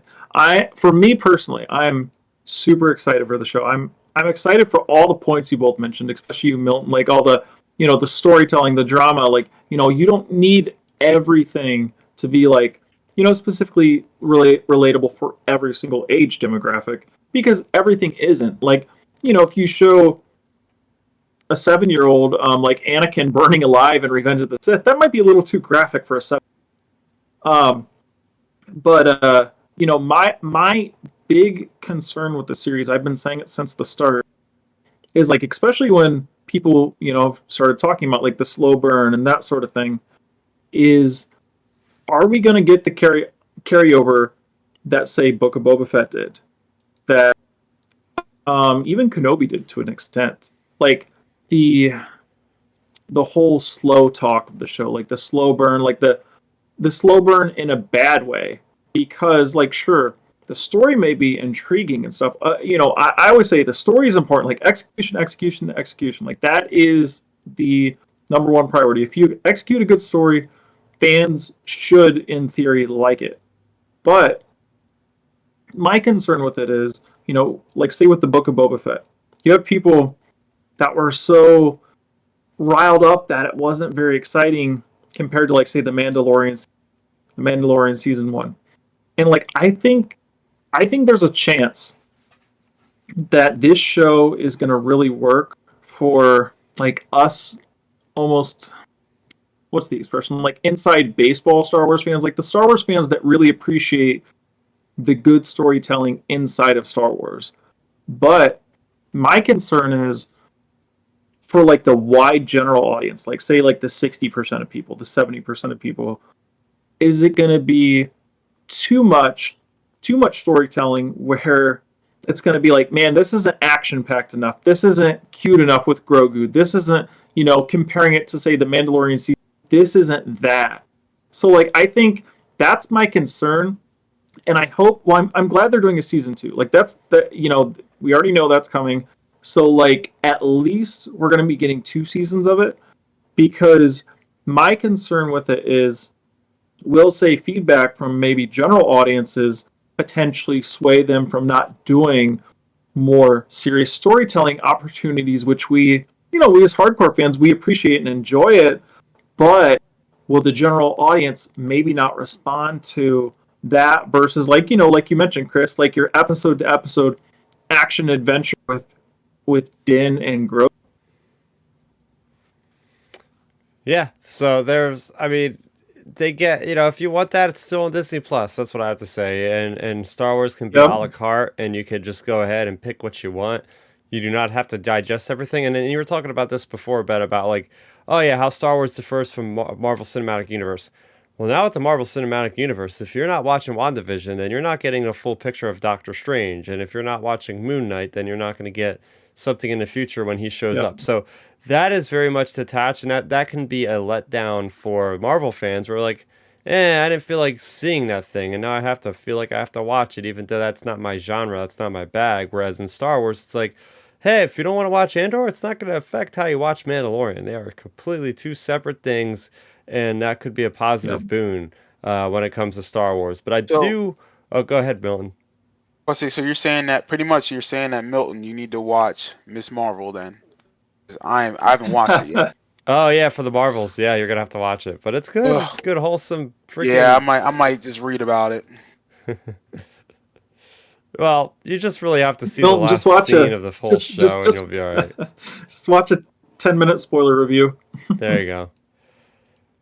Before we get into our 2 trailer breakdowns, there was another update on the upcoming Disney Channel show that's going to be based in the High Republic, and that is called the Star Wars Young Jedi Adventures. They cast Jamal Avery Jr. as Kai Brightstar and Emma Berman as Nash Durango. And they also put out the first like concept art slash poster of these, so we actually get to see what they look like. Again, this is aimed for kids that are in preschool, so it's not worth getting hot and bothered over this because it's frankly not for most of us out there. Although I will at least try to watch one episode and see if I could get through it just to say I watched it. But it is in the High Republic, and I really like the High Republic, so I'm curious if they do have Easter eggs and where it is in the High Republic. But yeah, you got Yoda there. You got a cool droid thing, little droid creature, and some like little blue koala bear thing with a jet with a lightsaber. So that thing is cool, and I want to see what the heck that thing is about. It looks like a little Care Bear thing with a lightsaber. But I like the artwork. It's cool. It's cute. It's everything has big heads. Kind of similar to the Clone Wars vaguely. At least the Yoda kind of looks like it. But yeah, I mean Yoda's gonna be in there. I don't know who's gonna be voicing Yoda. So that'll be interesting. That's coming out in 2023. But we finally got an acknowledgement of Tales of the Jedi, and that has not been delayed. That is still coming out this year. Specifically, it is coming out on October 26th with all episodes coming out the day of October 26th. So we will be very busy. We probably won't even break this down. I won't even be able to watch those episodes in time for the podcast. So we'll probably have a first impressions thing, and then the following week we'll be able to watch. We'll be able to review it. Like, what is it? The first week of November or something. We'll have our full-fledged deep dive. That's crazy. Like, we've never on this channel like reviewed. Well, next to Visions, but this is a little different because I think these are going to be longer than Visions, and these all tell like a story. Yeah. I honestly think though. By the way, I've heard him talk about it. It sounds like described it. It's going to be like kind of like Vision. I think it's going to be like 10 to 15 episodes. What? Yeah, you know what? I literally was here and was there watching the first episode. Yes, it's about 15 minutes long. And you're right. Like, we could like stretch it out and do like one episode a week, review one episode a week, and we'd be fine. Because they aren't interconnected from what I could tell. I don't know. I've only watched the first episode. Maybe the first episode with Ahsoka as a baby, something factors into the next episode somehow. I can't confirm that Hey guys, whatever, but yeah, hey guys, that's a thing for us maybe. Hey, here we are talking our podcast schedule for months away, but that can be a fun thing for us to do leading up to the Bad Batch in January. Yeah. So anyway, let's take a crack at some of these cool shots from this trailer, because there's a lot of things that I specifically seen that got me kind of intrigued. Starting out with this shot of, I don't know, these people holding candles, but it looks like it's at the funeral maybe of Padme. It is. Wow. So I don't know what this. I don't know where this is going to there. take place. So she was there. Ahsoka was. So one of the shots that, because I went back and watched this a couple times. Okay. So there's another shot of her like in a cloak, and like she's there at the funeral watching. Holy crap, that's huge. Interesting. Yeah, So like if you here's another go wide back and shot. rewatch it, you'll be like, oh, because like they shot it. It looks just like Revenge of the Sith scene, Those and then animals, like yep. yeah, and then you look. I'm like, okay, I'm like, because I'm thinking like, what the hell? And I had to go back and look, and it's a pregnant Padme looking. And then when they cut to Ahsoka, like she's in the crowd but covered up. I'm thinking she's at that funeral watching, knowing like, oh, like something happened clearly to Padme, and then obviously something happened to Anakin. She's probably thinking. So yeah, and the Jedi are being hunted. This is great because this will prove like an epilogue to Revenge of the Sith in a way. This episode, because we know each episode is going to be a different moment in her life. We know that there's one of her as an infant. There's one of her with Phase 1 clones with Obi-Wan with long hair. So that's like directly after Attack of the Clones. And then we know we'll see later about this Inquisitor. So after obviously Revenge of the Sith, so we have these three different things and three different timelines for Dooku as well. But yeah, I was not expecting to see this, that's for sure. Yeah, no, not at all. I mean, that's a good catch there. And like you said, Chris, that was one of the best parts I think about the Clone Wars coming back in general was how it added to Revenge of the Sith. Like, it added to the Order 66 sequence. Like, this adds to the Padme funeral sequence, like, a lot, honestly.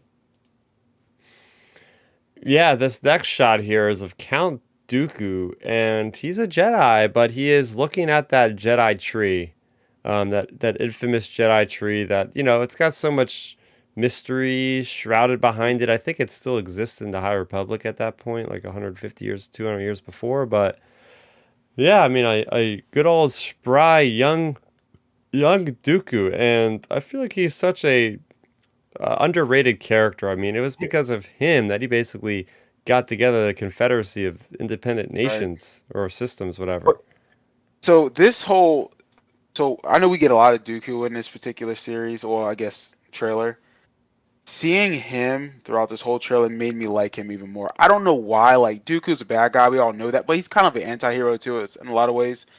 Like, dude, they make him look so badass in this trailer. Like, oh my god, because like you can tell like Dooku was conflict. You can tell he was conflicted in this trailer, like just as a Jedi in general, and because he came from royalty, right? Is that his Oh background? yeah, Sereno.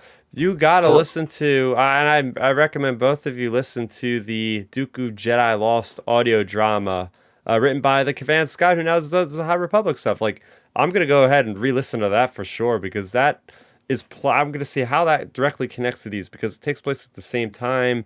It's him and he's falling from the Jedi. It doesn't have him turn into the Sith per se, but it's him leaving the Jedi Order, and it's got the guy that ordered the clones. What was his name? your Cypher boy, Diaz. That's it. Yeah, Cypher Diaz Oh, is in there. You got young Qui-Gon in there, so I'm very curious to so see how they I insert that in remember there. in the Darth Plagueis novel, they discussed this too, because he has a conversation with Palpatine like after Palpatine wins the election. So they do discuss kind of this in the Darth Plagueis novel, and Hmm. I'll never forget that scene. So it's pretty much I think it's around the time it's before he wins the election, like it's around like that time, and he meets with Palpatine. Just he's like, nice to meet you, blah blah blah blah blah, and he's like, yeah, I'm thinking about going back and getting my title. Blah. And he's like, why? And he explains it to him. He's like, the Jedi pretty much is on their BS. Blah blah blah. I'm thinking, oh wow, I didn't realize that he was looking to do this, and this makes so much sense. And I hope they tie that into this like particular show, Yeah, why he wanted to leave. it's very curious because in a recent comic book, or no, not a comic book, the young adult novel that I really can't recommend, which is the Star Wars Jedi Padawan book with Obi-Wan going on that crazy adventure with the God-giving power of the trees and all that.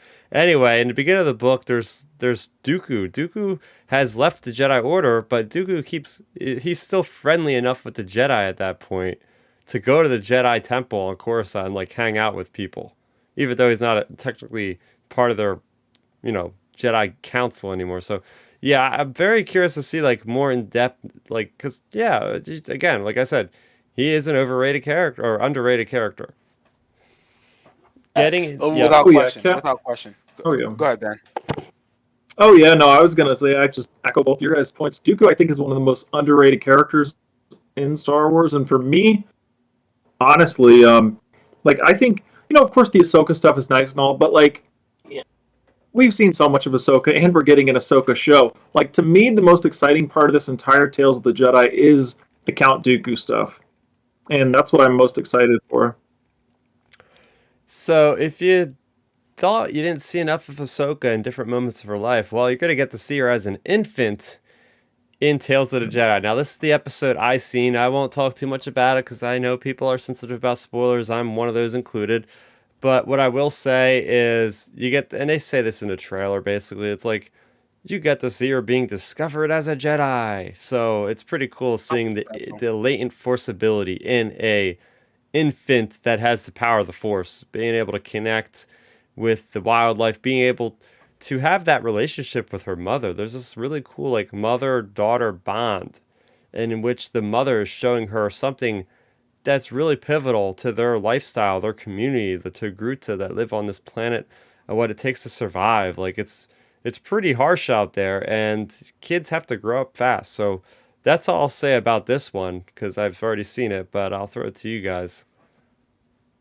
I mean, like it's nice to see that she had a somewhat of a relationship. I mean, that you always talk about the dogmatic, narrow view of the Jedi about how they don't believe in connection and attachment, but clearly she had that at some point, which is a good thing. So it'd be nice to explore that. Ben? Oh yeah, yeah, definitely. I mean, I think the cool thing also with all of the Ahsoka and her mother stuff is just the fact that the mom is getting played by the girl from Battlefront 2. I think that's a cool Yeah. little Easter egg in there. Janina But yeah, it'll be yep, her. It'll be really cool just seeing like that relationship build up, and it'll help just add a little bit more to the character we all know and love. Here's another image of Ahsoka in her Clone Wars heyday, right? She doesn't have the two sabers, she just has the one.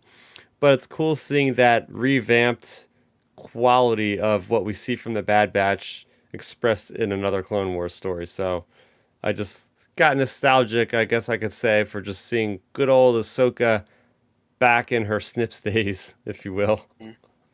Was this the Oh yeah, scene from the training part of the show or the Yeah, the trailer? See, I love this. Is probably one of my favorite scenes because obviously we get to see Anakin. We get to see I think Obi-Wan with the mullet at one point, which yeah. is dope. Like looking for. I did not think that was going to be done, but I loved Anakin's line to her. He's like, "I'm trying to pretty much teach you how to like be a warrior and just never give up," or whatever he says. And like he's like again, like he's pushing her, and she says a line that she says, "I'm done fighting" or something.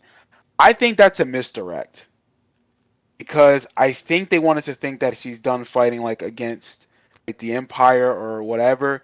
I think that's during that scene whenever he's training her up, like because she looks exhausted.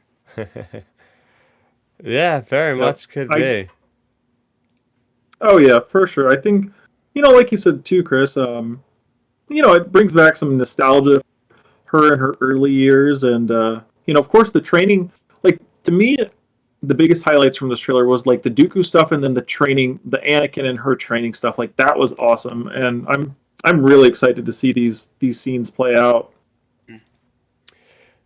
Oh, I love the framing, and again, the Bad Batch team for the lighting and the ambiance that they give to some of these. This is a great image of Dooku and Qui-Gon just standing there in the doorway, the light shining down over them. And it's just like, man, the Padawan and the Master, right? Just Yeah. good old Jedi and how they behave. Again, we haven't really seen a lot of on-screen, if any, on-screen content before the Phantom Menace. I'm just happy to see how Jedi are portrayed. Again, I love the High Republic. I showed you guys the upcoming books. I want to see how the Jedi portrayed pre-war, before the Clone Wars, before the stuff with Trade Federation. What's going on in the galaxy? What is the everyday life? What is the everyday kind of average mission that a master would be taking her Padawan on? And it feels like we're going to get that here. I mean, they should be pretty much like the old Wild Wild West sheriffs. Like they're going around to make sure everything's okay and securing the peace. I mean, that's what they were, Guardians of Peace. Is Liam Neeson voicing Qui-Gon? Mm-hmm. Yep, him and his son. They're going to Yep. switch off roles, apparently. Love it. I love it. That's what's dope. That is actually the good thing about Star Wars and how technology and filmmaking has changed. Like these actors aren't too good enough to not do voiceover anymore. Like, back in the day they'd be like, "Oh no, I'm not doing TV. I'm doing Hmm. movies." Oh no, you can make a killing doing voiceover, and just to have that continuity of knowing that Liam Neeson is Qui-Gon Jinn verbally, dope.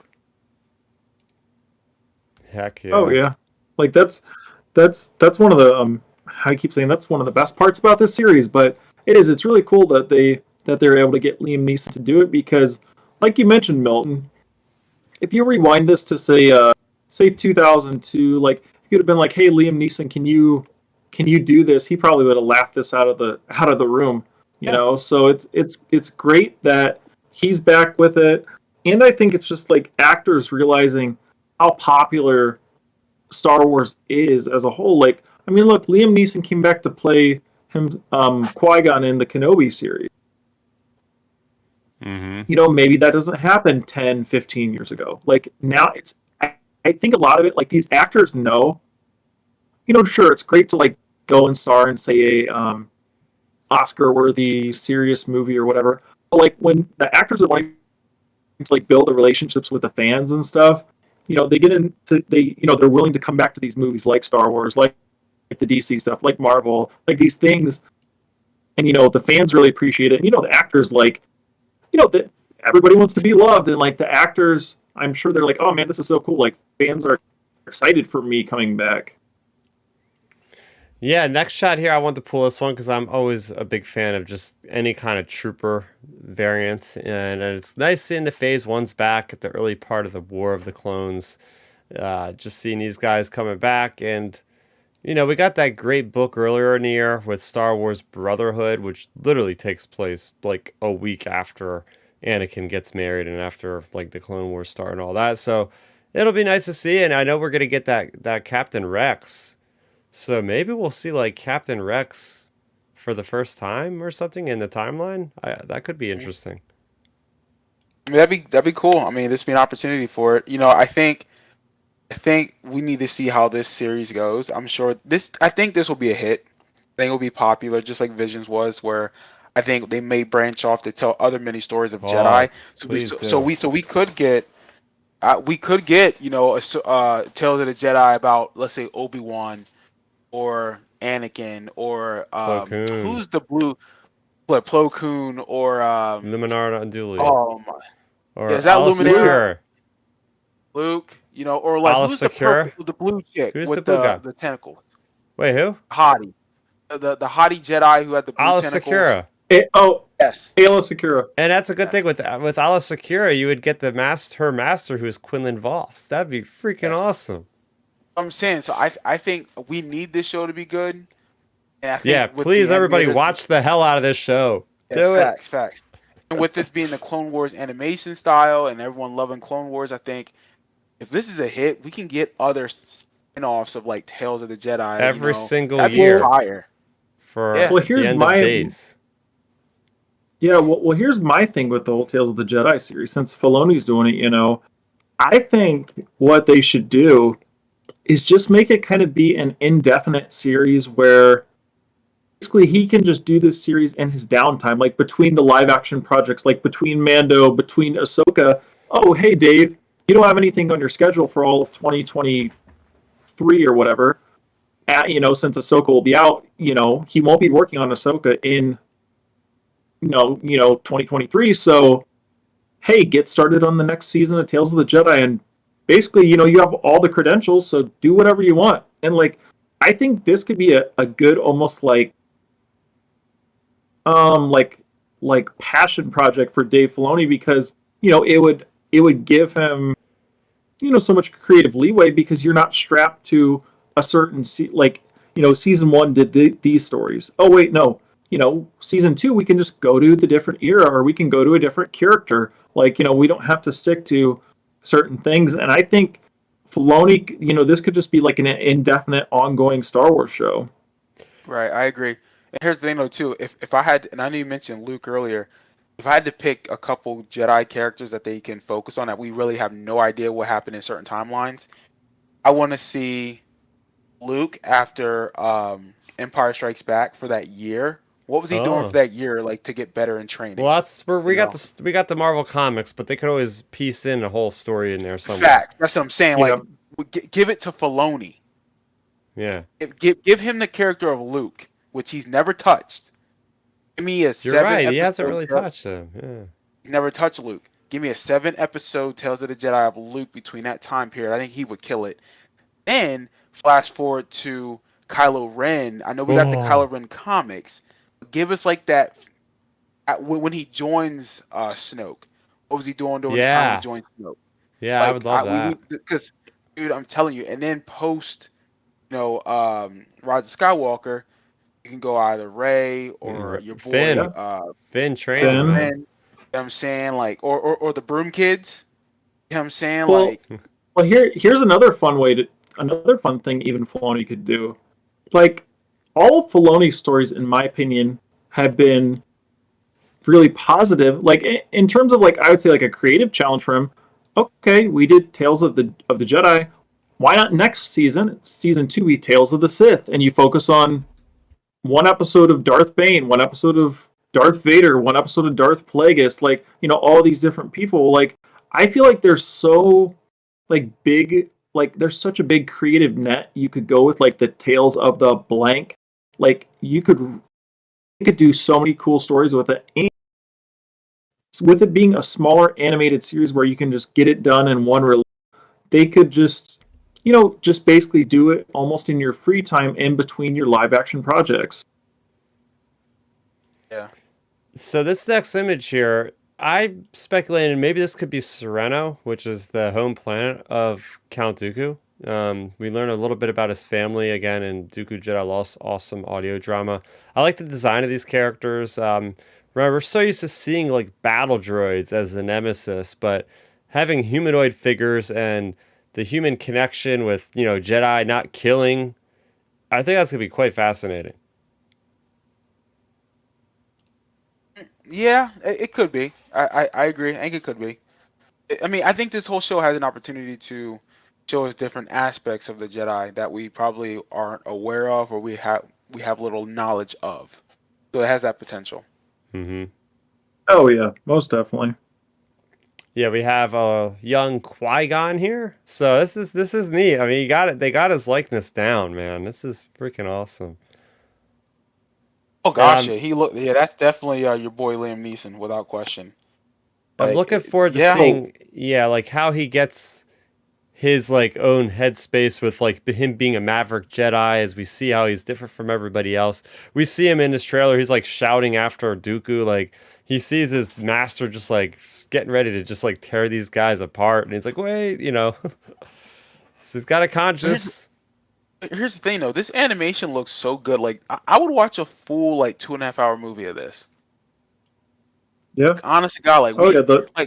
this is great. Like the animation, I can see people getting turned off by this, 20 years ago. But man, like this is high quality. Like that's Sam Jackson to me right there. That's Christopher Lee. You know what I'm saying? They're Dude, just animated. we gotta talk about Dooku's lightsaber, because oh my gosh, the blue with that hilt and how he's twirling it around. Like, I want to see more of Dooku in his prime. We've seen the guy in his like 80s in Attack of the Clones, and he was still kicking ass. Like can you imagine how much ass he's gonna kick in his like prime time? Facts. Like Well, he was busting. He was busting the asses of those 3 Night Sisters when he was blind, pretty much. Yeah. You know Yeah. what I'm saying? Like that's why I keep telling like Dooku, like they talk about it. He's like one of the best duelists of all time. Like imagine him in his prime when he's what got to be 50 here, 50, and that's in his prime. Imagine when he's in his 20s wrecking people. Oh my gosh. Like it's crazy. Yeah, we got these. I mentioned before. Oh yeah, it's just humanoids, but no, we do have droids. Now I'm curious to see what model these are. Are these mercenary droids? Are these gonna be just the average droid that mercenaries buy in those days? This cool design. I like it. It's very aggressive looking, different kind of blasters, the red eyes. Oh yeah. Yeah, no, I think it looks great. I mean, they're very different. I've never seen these droids before. I wasn't expecting to see him. So we got Bail Organa. I'm guessing this is like the post Order 66 image here of or the story arc there of, hey, we're gonna see early seeds of the rebellion. You know, we got the Ahsoka novel written by K. Johnston, which has a lot of Bail in it at the end of the book. Like that's where Ahsoka becomes Fulcrum for Bail Organa and joins like the nascent Rebel Alliance at that point. Um, so yeah, we got Jimmy Smits in a lot of things. We got him in Obi-Wan. We got him in what I expect to be in Andor, and we'll have him in here. So I'm assuming he's going to be voicing him. Hopefully, I don't know if he voiced him in the Yeah, Clone Wars. he didn't in Clone Wars, but I mean, let's be real here. You just did Kenobi. I'm saying like, come on, my man. You probably and if he's in Andor, he's gonna do it. And well, no, he is in Andor, right? And Mm-hmm. then you might as well just do the voice. It don't really cost you nothing. It probably paid you good money to do it. So go ahead. I'm Yeah, playing, Jimmy. I mean, I'm sure they probably were like, "Hey, here's a $20,000 check. Go read 50 lines for us real quick or Yeah. something." You know, I'm saying like come on. like that's the thing. I don't know. I feel like it'll be cool seeing his part in it, just because I feel like it's going to be another one of those kind of Padme mirroring scenes. Like it's going to maybe put in perspective a different scene from Revenge of the Sith. Mm-hmm. With him, like maybe before a scene or after a scene. Like maybe, who knows? Maybe before he was heading to the temple, or something, or maybe shortly after. Like he contacted us. Um, and so on and so on. Like I think there's a lot of more like movie additions that are going to happen in this series like this. Um, yeah, I don't know. I think it's gonna be really good. And then another little thing to throw out there: talk about Liam Neeson's likeness. Whenever they do Jimmy Smits in animation, I think they nail his likeness. Like he looks perfect. Mm-hmm. Yeah. Yeah, here's a shot that I think you were referencing before, Milton, and now that I'm looking at it for a little bit longer, I can see there's that light from a candle. So yeah, this is gonna be sad, man. Ahsoka and Padme were best buds, and just her being there on Naboo at that Right. ceremony is it's gonna be a little bit But of it's a now yeah. this scene right here, which I mean, I think I know what it is. It's now going to enhance Revenge of the Sith's ending. Like, you know what I'm saying? Mm-hmm. Like, that's good mother. I was about to drop an F bomb. That's good mother effing storytelling because that's how you should do it. You have these like the Clone Wars have made the prequels so much better, and I love the Mm-hmm. prequels prior to Clone Wars, but this one scene, that's great storytelling because now I can, whenever I continue to watch Star Wars with my friend, I can say, hey, this scene that you've seen here, this is actually an animation form. This is how it actually looks now. Like, like, how dope is that? And might get that person to watch the animations now. Oh yeah. Oh yeah. It's something else, but let's see. We got this here. This is just a random location. I don't know if there's any significance of this. It's like, what's there? I don't know. I've never seen that location. Is it in the works? Who knows? But you got a gunship, so it's in the Clone Wars. That's all I know about it. There you go. Yeah, I mean, really ain't nothing special. So look, I'm It looks gunship, good. like It you looks said. good. Yeah, But I mean, come Another on. Anakin, Ahsoka. Remember months ago, Matt Lanner was like, "Yeah, I've recorded voice work." It's like, how? You're dead. How are you gonna record voice work in Star Wars? Little did we know we were gonna get a Clone Wars episode again, or a couple of them. Looks great. and Matt Lancer's that dude. Like he is Anakin. Him and Hayden, they're both Anakin. Like it's just they're intermixed when it comes to that character, in my opinion. Oh, definitely. Like he added so much to that character. In my opinion, I think one of the best parts about him playing Anakin, it's like, he almost sounds like Hayden to a degree. Like you can just hear, like when you listen to his voice or when you listen to Hayden talk, like it's almost interchangeable at this point. I feel like. Oh Agreed. yeah. Next up here, This is great. Obi-Wan with the freaking mullet. Love it. And you got Yoda just sitting there, like, giving him the stink eye. Like, what the hell are you talking about? Kind of thing. No, I mean, like I said, I was surprised to see that. I didn't expect that. I think it's a good look. You know how they animated it. Again, I think it's very film feature type of work. So again, if they want to reanimate the movies like this, I'd Ooh. watch them again. Why not? Yeah. The I mean, George Lucas them. the cool thing is too with the movies, you can easily, I mean, you just lift the lines. Like you literally just take the audio straight up and just animate it scene by scene, basically. Thanks. Oh man, is it too soon? Because we just seen this guy dead in Obi-Wan. We have Terrace Anube in front of the coffin of somebody. Now this is cool. So this is way back in the day. We got a young Dooku. Who the heck is gonna be in the coffin? Is it Sypha Diaz? Who is it? No, it's gotta be way before that. No, no way it can be him. But I'm curious. Are we perhaps gonna see somebody getting killed by a Sith? And then maybe like Dooku's trying to investigate, and then they just don't know how he ended up dead, or whoever ended up dead. I think with the whole Dooku thing, so this is my take on it. I think Dooku person, they found body. You know, you're having a little him in a coffin funeral, and it's like it's kind of that whole oh crap, I did it, and everybody's standing right here around me type deal. Like I think it's going to be something like that. You know, like where we see Dooku's actual fall potentially. Okay.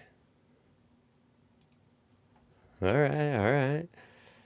Another cool one here. This one is awesome. So when I first seen this trailer Celebration, I was like, "Oh my god, are they doing an Old Republic story?" Because the way this character looks, you could totally understand it. You know, I've played enough Old Republic in my life, the MMO, to know that's definitely more of an Old Republic type of mask helmet, if I've ever seen one. But there is the Imperial logo on the shoulder, so that's definitely a very flashy Inquisitor. I'm looking forward to it, and I don't know if they're going to retroactively like retcon the story with Ahsoka in that book I mentioned before, because she does take out an Inquisitor and then bleeds his lightsaber to give her the white lightsabers. So I'm almost kind of like a little bit nervous here, because I could just see like people going nuts again, like they did with the Kanan and the Bad Batch if they do that. But Dave Filoni's done it once, so what's stopping him from doing it again? I think the on-screen content is always going to trump the page content. That's just how it is. Even though everything's part of one continuity, if something's got to give, it's going to be to give to the on-screen content. But with that being said, I mean, what's your thoughts on this design, Ben? Yeah, I mean, I like you mentioned at first, I was like, oh man, Old Republic, and then I noticed the logo and I was like, oh wait, okay, so the same era, but yeah, I think it should be pretty interesting. I forgot about that whole Ahsoka story to begin with, so I feel like this is probably where Ahsoka's getting her white lightsaber. So they're probably going to be telling, maybe, I don't know, maybe they kind of adapt that story on screen, maybe you'll get something like that. But yeah, it should be a pretty cool story, and I'm sure the lightsaber duel will probably be pretty epic between the two, though. Oh yeah, this guy looks badass. That's all I know. Like, he looks dope. Like, this makes me want to be a Sith. Certainly does. We got Yaddle. And actually, I don't think Yaddle was in that previous shot. Maybe Yaddle gets killed. I don't know. Right, with all the Jedi. Maybe, possibly. Yeah, because you look at this last shot. Yaddle versus Dooku. He'd probably get wrecked, maybe, right? Who? You would think. You would think Dooku would get wrecked by. I mean, I would assume like Yoda and Yaddle just like they're both the same like type of fighter. Skill. Yeah, so I wasn't expecting. I didn't see this like the first 2-3 times I watched the trailer. I did not see them fighting. This is the ultimate thing here. It's like, what? Okay, like what's going on? Because I was always wondering about that mystery. Like, why do we not see Yaddle after Phantom Menace? Again, I don't think it's that point because I don't think you're gonna see him gray that much from 10 years. But we could be wrong. Maybe he is in his like 60s at this point. He just I don't know. I don't know, but I'm curious. I'm curious. See, Yeah, so that is basically Yeah, all I the mean- things that I got from the Tales of the Jedi trailer that were interesting for me. We're gonna move along right into the Mandalorian season 3 teaser trailer. So right here we got a gauntlet fighter. Now the gauntlet fighters, they got some you can buy for the X-wing miniature game. I love the ambiance. I love the smoke effects. Just to give you context, when did Mandalorian season 2 come out? Was that 2020? I think so. I don't remember. So they will have Um, had Yeah. 2 years to work on this series. So, we talk about Mandalorian or we talk about Lucasfilm not having a movie to push out, but they got a world-class TV series that they're putting out. So, hopefully they put that kind of budget into this. And from what I've seen so far and what we'll look at, it definitely seems like they have really upped the scope of this show more than anything else. This next shot here looks like Mando is on Mandalore. We got that hint in the Book of Boba Fett that he's going to have to go to Mandalore to kind of reclaim his honor for removing his helmet. And we know that Mandalore has seen some hard times over the last couple of years. Yeah, it was destroyed from my understanding, right? Yeah, it was bombed Empire. by like thousands. You see like a little flashback. There was like literally thousands of TIE bombers. Just they don't have a Death Star anymore, but they can sure as heck send in a lot of ordnance. And well, they seem to do the job pretty well. What about you? What about you, Ben? What do you think about this one? Yeah, I think I think we were kind of guessing this when we ended Mando season 2. Like we had to come to Mandalore at some point, and that's gonna be what we're gonna be getting a lot of, like him going to Mandalore for this mission. I mean, the voiceover of the armor is basically saying that in this trailer. So yeah, I think we're gonna have a lot. Like we're gonna have. It's probably gonna be a heavy dose of Mandalore if I had to guess. Like say if there's 8 episodes, maybe four of the episodes are on Mandalore itself. Could be.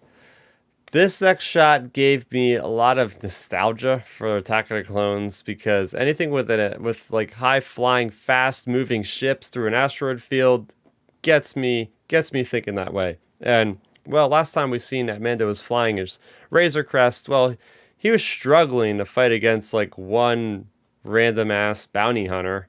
Here we see his multiple ships as he's weaving through the asteroids, and he's got a ship that's a lot more maneuverable. So for me, this is pretty cool. I mean, it all goes really back to The Empire Strikes Back, and then moves from there. It's like there's always such good action sequences involving asteroids in Star Wars, and this looks like it could be one of those. Yeah, no, this is a gorgeous shot. Like it's well done for what we can just quickly see. Mm-hmm. Yeah. Like I mean, like you mentioned, it's just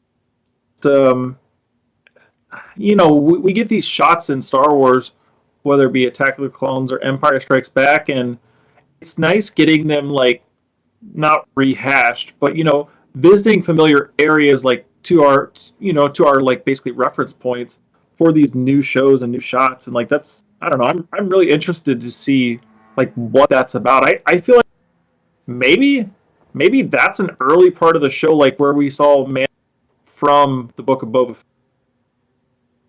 Fett. Yeah, maybe. We have Mr. Dad chiming in on the chat. Is there any media besides Rebels that covers what happens to Mandalore after the Clone Wars? No, there is literally nothing there's nothing in the books, nothing in the comics out there right now. They are keeping a lid quite tight on that whole storyline. Anything with Mandalorian, they just do not even give anybody the chance to write about it or anything like that. Bouncing into the next one, we got who thinks she is Mandalore herself, maybe Bo-Katan. I was just saying about how they did a thorough job with bombing this place. Now, either they rebuild it or this palace is like indestructible because Bo-Katan is in a similar location that we see in the Clone Wars a couple times. So that's pretty cool. But yeah, this is setting up Bo-Katan as being the villain this season. I mean, a lot of us speculated that could be what happens when, we see the tension between Mando and Bo-Katan in that finale episode for season 2. Technically, he can't just give her the Darksaber. He doesn't really care about the Darksaber, but they're basically have to duel for it. So again, this is pretty mind-blowing seeing animation locations in live action with like not losing anything in translation. Oh, look, this scene's dope. It's gorgeous. I like how it's lit. I mean, this looks straight taken out of Clone Wars. Like I just hope it is what we think it is. Mm-hmm. Oh yeah, I definitely think this is going to be one of the biggest parts of the season. It's going to be either we're going to have some really awesome stuff with Bo. We could be getting set up as just kind of like a setup, but I think they're trying to like set it up where Bo-Katan's the villain. Like I think we're going to be getting her maybe power hungry early on, but there's got to be a greater threat though, right? Like, I mean, I don't know. Maybe she's just the straight up villain. Could be. And we see that Din has some allies. He's got some Mandalorian buddies. Now, I would find it cool if they actually got Mando mercs, that go to the conventions, that go to the different charity events, the non-profit organizations similar to the 501st, where you got these costumers that make their own costumes. I think I remember hearing something, I don't know if Ben or Milton, they heard like Mando mercs might have been like on location. That'd be so cool. They've already did it with the 501st in the season finale for season 1, getting 501st people in their own costumes. So I could totally see it because I see people with these kind of costumes around Comic-Con all the time. Yeah, I didn't speak to that. Yeah, I'm pretty sure I heard it was I think some of the Mando mercs for this that were involved with this project. So, and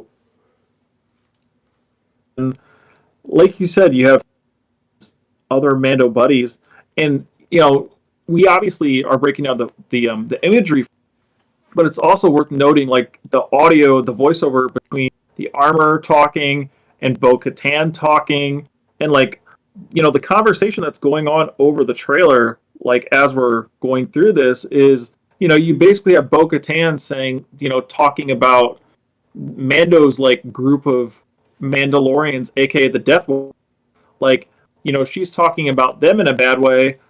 And I bet you that's what leads to our conflict between him and her. Like, you have her saying stuff about him, and then that's what's going to build it up, because there has to be some line in the sand drawn, and I think it's going to come down to their belief systems.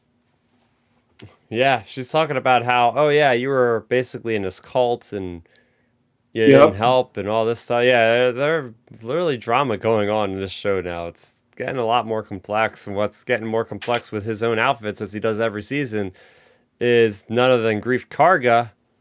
And I feel like this location gets more opulent with each season that goes by, right? Well, you got Navarro, which has been ridden of the Empire, so they're able to bask in the glory of free trade once again. I'm guessing not having to deal with the Empire's remnant, and well, we see what happens. And it's always great to see the warm welcome that Mando always gives Grief Karga whenever they meet. The good old like handshake they go to. But oh yeah, it's great. It's great seeing them again. He's a guy you can always count on seeing in these Mandalorian episodes, even if it's only one episode. Hopefully he's in more than one episode this season. Yeah, he looks like a black Southern Baptist bishop in that outfit. Just saying, like he's got a big old like preacher robe on. Oh yeah, he does, and like. Gotta go preach a sermon. Just saying. Yeah, he definitely does. Like Carl Weathers, he is another one. In my opinion, him and John Carlos Esposito are both right up there with like Mark Hamill in terms of like, talking with the fans. Like they always have such a good vibe on stage when they're talking, and Carl Weathers is like right there with them. Man, oh man, this is a shot that I know you warned me about, Ben, but I didn't want to watch the trailer because I wanted to see this thing for real. And this is what could very well be the Eclipse-class Star Destroyer that was first appeared in the Star Wars Legends epic miniseries, which was Dark Empire, which, they pulled a lot of stuff out of that for the Rise of Skywalker. So it seemed very fitting if they're trying to buff up the sequel trilogy by putting in more stuff that influenced the sequel trilogy. So why not throw an Eclipse-class Star Destroyer in there? I just love the design of the Eclipse-class Star Destroyer. As I was telling you guys, it's like, man, I could just do a whole video talking about this thing. And I looked it up on Wikipedia because it's been a while since I read Dark Empire, but like these ships are basically a little smaller than Super Star Destroyers, but they have this like crazy ass like cannon on the front of the ships, and they first appeared, which is interesting, the coincidence of it all, in Legends about 6 years after the events of Return of the Jedi. And this is about 6 years after the events of that as well. So the timelines match up. We get a blink and you miss it moment of the Naboo starfighter kind of twirling around with explosions. So we don't get like a full-fledged look, but I mean, I'm pretty sure it's that classic ship that just screams like a Legends design, Star Wars Legends design for me. So I'm happy about this. More Easter eggs. I mean, this goes back to what I've always said about they do have the material from Legends to put into the shows and make canon. So this proves it right here. Yeah, we had, they keep increasing the scale of what we see in Mandalorian with the Empire, right? First we see the Empire, it's like, all they have is they have 100 stormtroopers, a troop carrier, and a couple death troopers. Okay. Season 2, it's like, they have Arcatan's light cruiser with some dark troopers. All right, I mean, Arcatan's cruiser is pretty small compared to a Star Destroyer, but hey, it's something. And now this thing shows up in Season 3, it's like, okay, the Remnant Empire is a lot bigger and it has a lot more resources than we all expected. And, we see how the one character, damn it if I forget his name, but the guy from Kim's Convenience who is going around and recruiting people. Who? I can't think of his name either. Carson Teva. Look, he's going around Carson recruiting Teva. people. Right? Yep. Carson Teva's going around. He's recruiting Gina Teva. Carano. He's trying to go and get people out because, like, there's something big out there. This is not some small, isolated thing. There's a uprising somewhere of some Imperial, and I got to find them. And, this is where we get the proof. Where it's like they have, like, battle class freaking Star Destroyers now. Like, they could give the New Republic a run for its money. Well, keep in mind as well, that's another good point I didn't even think about when we were talking about the Bo-Katan villain stuff. Remember, in Mando Season 2, Bo-Katan literally says the word fleet when she's talking to Din about the Empire like building their stuff back up. She literally uses the word fleet. So she obviously knows something about it because she mentions that when they're taking down that dropship they hijack basically, like she talks about like the fleet. So we never saw that really resolved per se in Mando Season 2.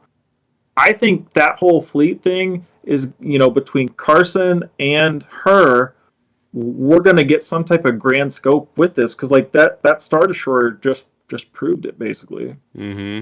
Yeah, this next shot, we get to see the destruction from the air. It looks like this is from the perspective of another Gauntlet Mandalorian fighter of what was the capital city of Mandalore, which is now escaping me, Sundari. As we see in the Clone Wars, it's a big bubble. And we actually see it in Star Wars Rebels Season 4, as our commenter said a few minutes ago. It's like, okay, here's the thing. It's still not confirmed that we know when exactly this destruction happened. Did it happen during, the Empire Strikes Back? Did it happen before that? Like, where exactly did this take place? So I don't know, like, how long the world, after all that bombing, has had time to, like, the world, like, heal a little bit. Who knows? Has it been a decade? Has it been 20 years? Who knows? But still, nonetheless, is again another look at the visual effects of ILM. When you see them up for an Emmy award, they'll probably show like a cross section of how they made a shot like this happen and come to life. It's just textbook like ILM work here. Yeah, this is probably I guess the money shot of the trailer. Mm-hmm. Because this is a planet. This is a planet that we know is well known, but we all want to see the remnants of it. We want to see how it's all going to play out. Oh Yeah, yeah, Ben? definitely. Like it'll be one of our. I feel like it'll be one of our big action pieces for the show. And like you had mentioned, it'll be interesting to see the time period of where it takes place specifically. Like, does it take place after Empire? Does it take place between 4 and 5? Even in like the between episodes 3 and episodes 4 era. Like, when does it take place? And my thing is as well with it all is obviously John Carlos Esposito. I can't think of his name. Moff Gideon. He's involved with it because he knows about the Mandalore stuff. So like, I feel like in these potential flashbacks, we're going to be getting. That's where we'll be getting our Moff Gideon stuff in this season. I bet. Mm-hmm. I mean, it just fits, Now, this would be the throne of Mandalore, right? Does that look like the throne all the way in the back there? Maybe. I think. It does look different. Like the hallway, it looks too narrow, I think. I'm not sure. Maybe it's just how it was shot, but I honestly thought it was just first glance. The way the camera is catty corner angle toward it, I would say. To me, it just really reminded me of the shots from Clone Wars. Like the shots we see of like Darth Maul sitting on the throne, the angle kind of shot, seeing the throne. Like I think.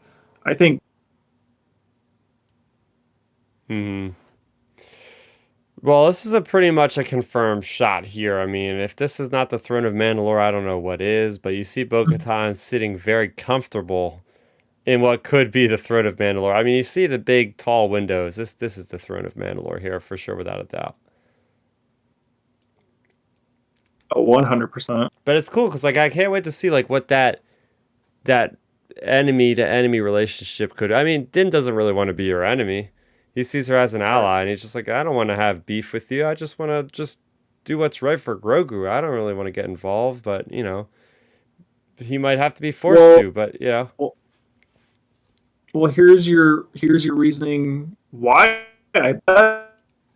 I mean, think about it with the voiceover. The armor's saying all of this stuff to Din. Like she's talking about how you removed your helmet, you did all these things.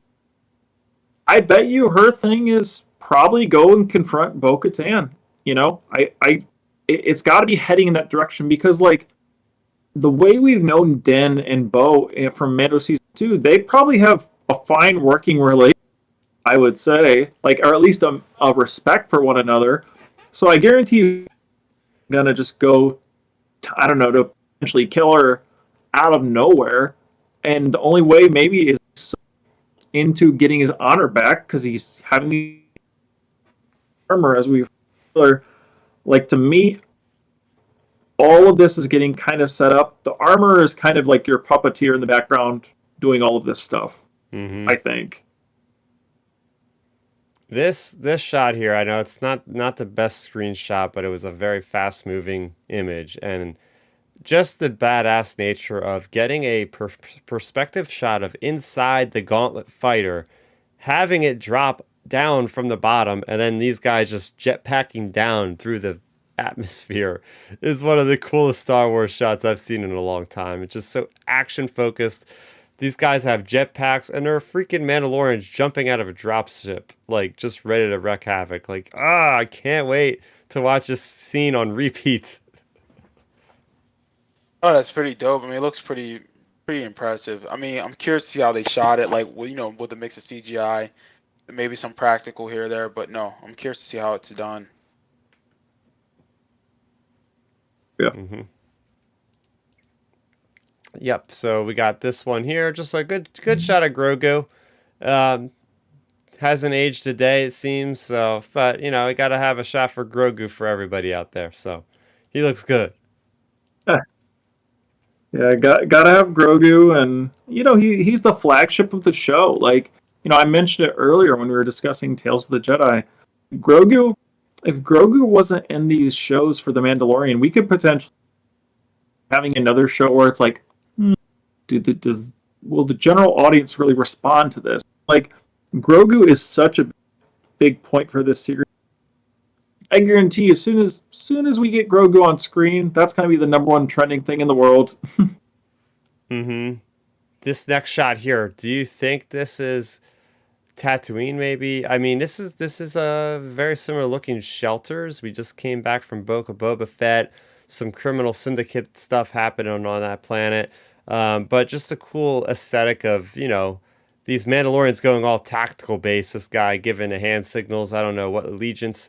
It's gonna be neat just seeing Mandalorian versus Mandalorian at some point, but I thought this was a cool kind of reminded of like Call of Duty or something, or Rainbow Six Siege. Like the guys like giving directions, like, all right, we're gonna go and take them from the left, and you come up over top or something like that. Like, just cool stuff there. No, I don't think it's. I don't think it's Tatooine. You always gotta love shots like that. Yeah, I don't think it's Tatooine. I think the color's off. I mean, it has to be somewhere else. Maybe Navarro. Navarro always has that gray hue to it. Yeah. Over here, again, tried to get the best shot, but just the cool action. The choreography is basically what I wanted to get out of this scene here. It's just like the jetpack smashing the guy with the butt of the weapon, and the adversaries here. Okay, they're not on that shot yet. We got some Kawaki and monkey lizards, multiple Kawaki and monkey lizards in this one. Just a good nod to the original Mandalorian teaser that had a Kawaki and monkey lizard in there. All right, so I do want to talk gotta love little nods like that. Yeah, I do want to talk about this. This is the Dr. Pershing, and he's with, I can't really tell if that's one of the officers from one of the ships that Gideon was on, but from what I heard from people, this is him going undercover for some reason, and we know he's the guy that deals with the cloning. Are they going to make a connection here to Snoke? Are they going to make a connection here to a clone body for Palpatine? I'm very curious that we're actually getting more content with this character, because I thought he was a throwaway, like bystanding, like glorified extra without discrediting the actor. But I didn't think he would be playing much of a larger role after season 1. But here we have him. Wasn't he in the Bad Batch? No, he wasn't in the Bad Batch. But people that were part of his people, I think, were in the Bad Batch. Yeah, there are scientists, I think, in there, but. No, I mean, like I said, I'm curious to see what happens with this. I mean, this could be the tie into Snoke and Palpatine and the technology. So if they do it right, it should be done right. So let's hope. Maybe he's at Mount Tantus that we see in Bad Batch, and that's like our cool connection. Yeah, I mean, you could have that. You could have, one thing I do want out of this series with Pershing, with these. Why not have him like reference to like checking in with Thrawn or something like that, or something like, just because Pershing's got to be connected to like a wider scope of Star Wars, like just because most people probably see that character and think it was a throwaway character from season 1 of Mando, so now that he's coming back, there has to be, like you mentioned, Chris, it has to be the connection to Palpatine, or well, I guess Darth Sidious's clone. Mm-hmm. So, these guys look familiar. I mean, I'm not pegging every Nikto to look the same or whatever, but I mean, we just spent a lot of time with Niktos on Tatooine, and that we're affiliated with a criminal syndicate. So, these guys look like a scrupulous bunch, which obviously look like they're up to no good, because, like I said in that previous scene, we've seen one of the Mandos just bashing one down to the ground. So, It looks like even though we're not dealing with the Tatooine underworld per se, we're still going to be dealing with the underworld in some shape or form, and very curious to see if these guys are going to be connected to another syndicate somehow that I wanted to see at the end of Book of Boba Fett, but I can't get my wish all the time. Honestly, when I saw this, I was like, whatever. Like, I really don't care about these guys at all. Like, I never really been a fan, not a huge fan of. I think because the Boba Fett show was so trash to me in a lot of ways. Like, I'm not if really. I don't care about these characters. Like, honest to God. Fair I enough. could honestly see this being one of those generic scenes. Couldn't you picture it, Milton? Generic scene. They see Probably. Grogu and like, oh, that's the one. That's the wanted little alien. Let's fight all the Mandalorians real quick for a couple minutes. Yeah. And that'll be probably the extent of this scene. It'll be probably just some generic. Oh, we spotted Grogu. Yeah, Right. I think. yeah. Well, for sure we are going back to Tatooine. If Amy Sedaris' character didn't give it away, then, well, the R5D4 definitely gives it away. And it was nice getting that a little nod to A New Hope with the electrical effects, the panels flying open, and well, it looks like she's going to be babysitting Grogu as Mando goes on a very life-threatening mission once again. So, and actually, I forgot to point this out. You actually see R5D4 in the droid dome of of the Naboo starfighter when he's flying past not the elite class, Interesting. the Eclipse class. Yeah, if you look close enough, that's a droid in the back. Yeah. Let's see. Let's see. Okay, just a couple more shots here. We got an Anzellan. I haven't cross-referenced it to see if that's exactly Babu Frick, but it actually might be Babu Frick. I gotta do a side-by-side comparison. I I feel like it probably will be just because more connections to the sequels and stuff, and why not? I guess. Yeah, I know a lot of people were I guess excited about to see this character. So we'll see. I mean, like Babu, if it's Babu Frick, yeah, I guess it's a nice little touch on it. Yeah.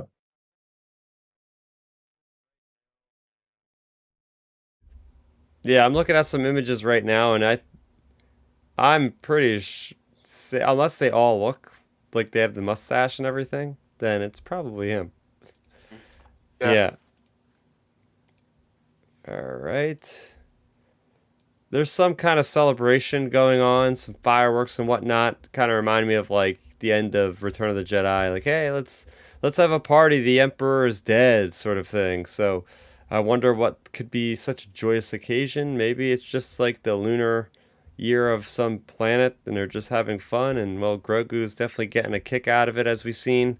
So it's good to have some happy vibes in Star Wars every once in a while. It doesn't have to always be just war and battle all the time. It's probably him just landing on some random planet, in my opinion. Like that's probably celebrating something. Mm-hmm. Yeah. Oh yeah. Most likely. I mean, maybe, or maybe it's like the post. No, I guess the Moff Gideon stuff wasn't as he wasn't as big of a threat to the galaxy, so it's not like a planet would be celebrating. But it's probably just some random planet. We're gonna get some random species and probably some random piece of info to push the story a little further. Yep. And here we have a nice little image of good old Grogu and Din Djarin and Mandalorian just going off on another adventure. You know, this is what got everybody into Mandalorian and kind of what got the fandom back is these two characters right here, front and center. You thought we were going to have them separated, and well, Book of Boba Fett proved that they don't have to be apart for that long. And well, if you haven't watched Book of Boba Fett, you're going right into Mando season 3. You might be getting a little bit of whiplash. Like, wait, what? They're gone for one episode and they're back the next. Well, they just go back and watch Book of Boba Fett. That's what that's there for.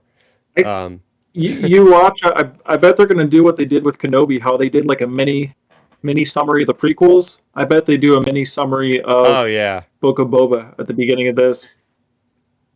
Probably. without a doubt, without a doubt. So there you go. That was our breakdown of of Mandalorian Season 3. What did you think of all cool things we've seen? Any Easter eggs we might have missed? Let us know in the comment section down below. Yeah, we are speeding a little bit through those back halves of those trailer breakdowns because we haven't had a show where we had to do 2 of them in one day. And plus, we're breaking down so much news. We had an extra large size episode. I want to thank you guys for hanging with me, Milton, for Ben. I know it's a little bit of a longer one tonight, but there was just so much good stuff to get through. And well, next week it's going to be just as crazy because we have 3 Star Wars episodes to talk about next week. So we are going to be very busy again next week. But I'll leave it to you guys to tell the good people of the internet what you're up to, where they can find you online. I mean, look, on the weekends, I tend to just, do my family thing, hang out with my friends, family, and like sports. That's my time to get away from the real life. It's just sports, family, and friends. So that's what I plan on doing this weekend, like always, and always hitting the gym like I normally do. You can find me on my Instagram at MiltonWeber7 or my Twitter, which is MiltonWeber7. I think I said it right. They're all pretty much the same. Milton Weber 7, Milton 7 Weber. You can find me. Just if you see my face, it's me. Hey, there you go. Yeah, I mean, I'm pretty much really on all of that stuff. You can find me talking sports and fitness and Star Wars, of course, on Twitter at RealBenMaynard, and then you can find all. Lately, I haven't been posting, but you can find me. I'm going to get back to posting on Instagram soon. You can find me posting my fitness stuff, my fitness journey of getting shredded and slowly building and working on that at RealBenMaynard. Oh, that's awesome. There you go. Like I said, this week I'm going to be, head down in some good old Star Wars books, as I often like to do. Just finished Death Troopers, loved it. Talked about it a little bit earlier for catching us after fact. Fast forward to the beginning of the episode where I literally could have talked about that book for 2 hours. But hence, we're over our 2-hour time limit. Not really, but it's all good. So keep an eye on that. I will be talking more Star Wars comics as I usually do. I put those videos up usually on Thursday mornings. And so that's going to do it for episode 75. We thank everybody for watching. One important thing to note, we are actually changing our recording time next week, only for next week. We have some scheduling things coming up. We are actually going to be recording live next Thursday, so you can catch us one day earlier than you usually do. Next Thursday, same time, same place on the channel around 9 o'clock Eastern. Well, we can't wait to talk Andor with everybody out there. We're also excited to finally catch this awesome spy thriller. So until next time, for Milton, for Ben, for I, Chris, aka Starrapter, we hope you enjoyed the show. Thanks for watching us, and may the Force be with you always, end transmission.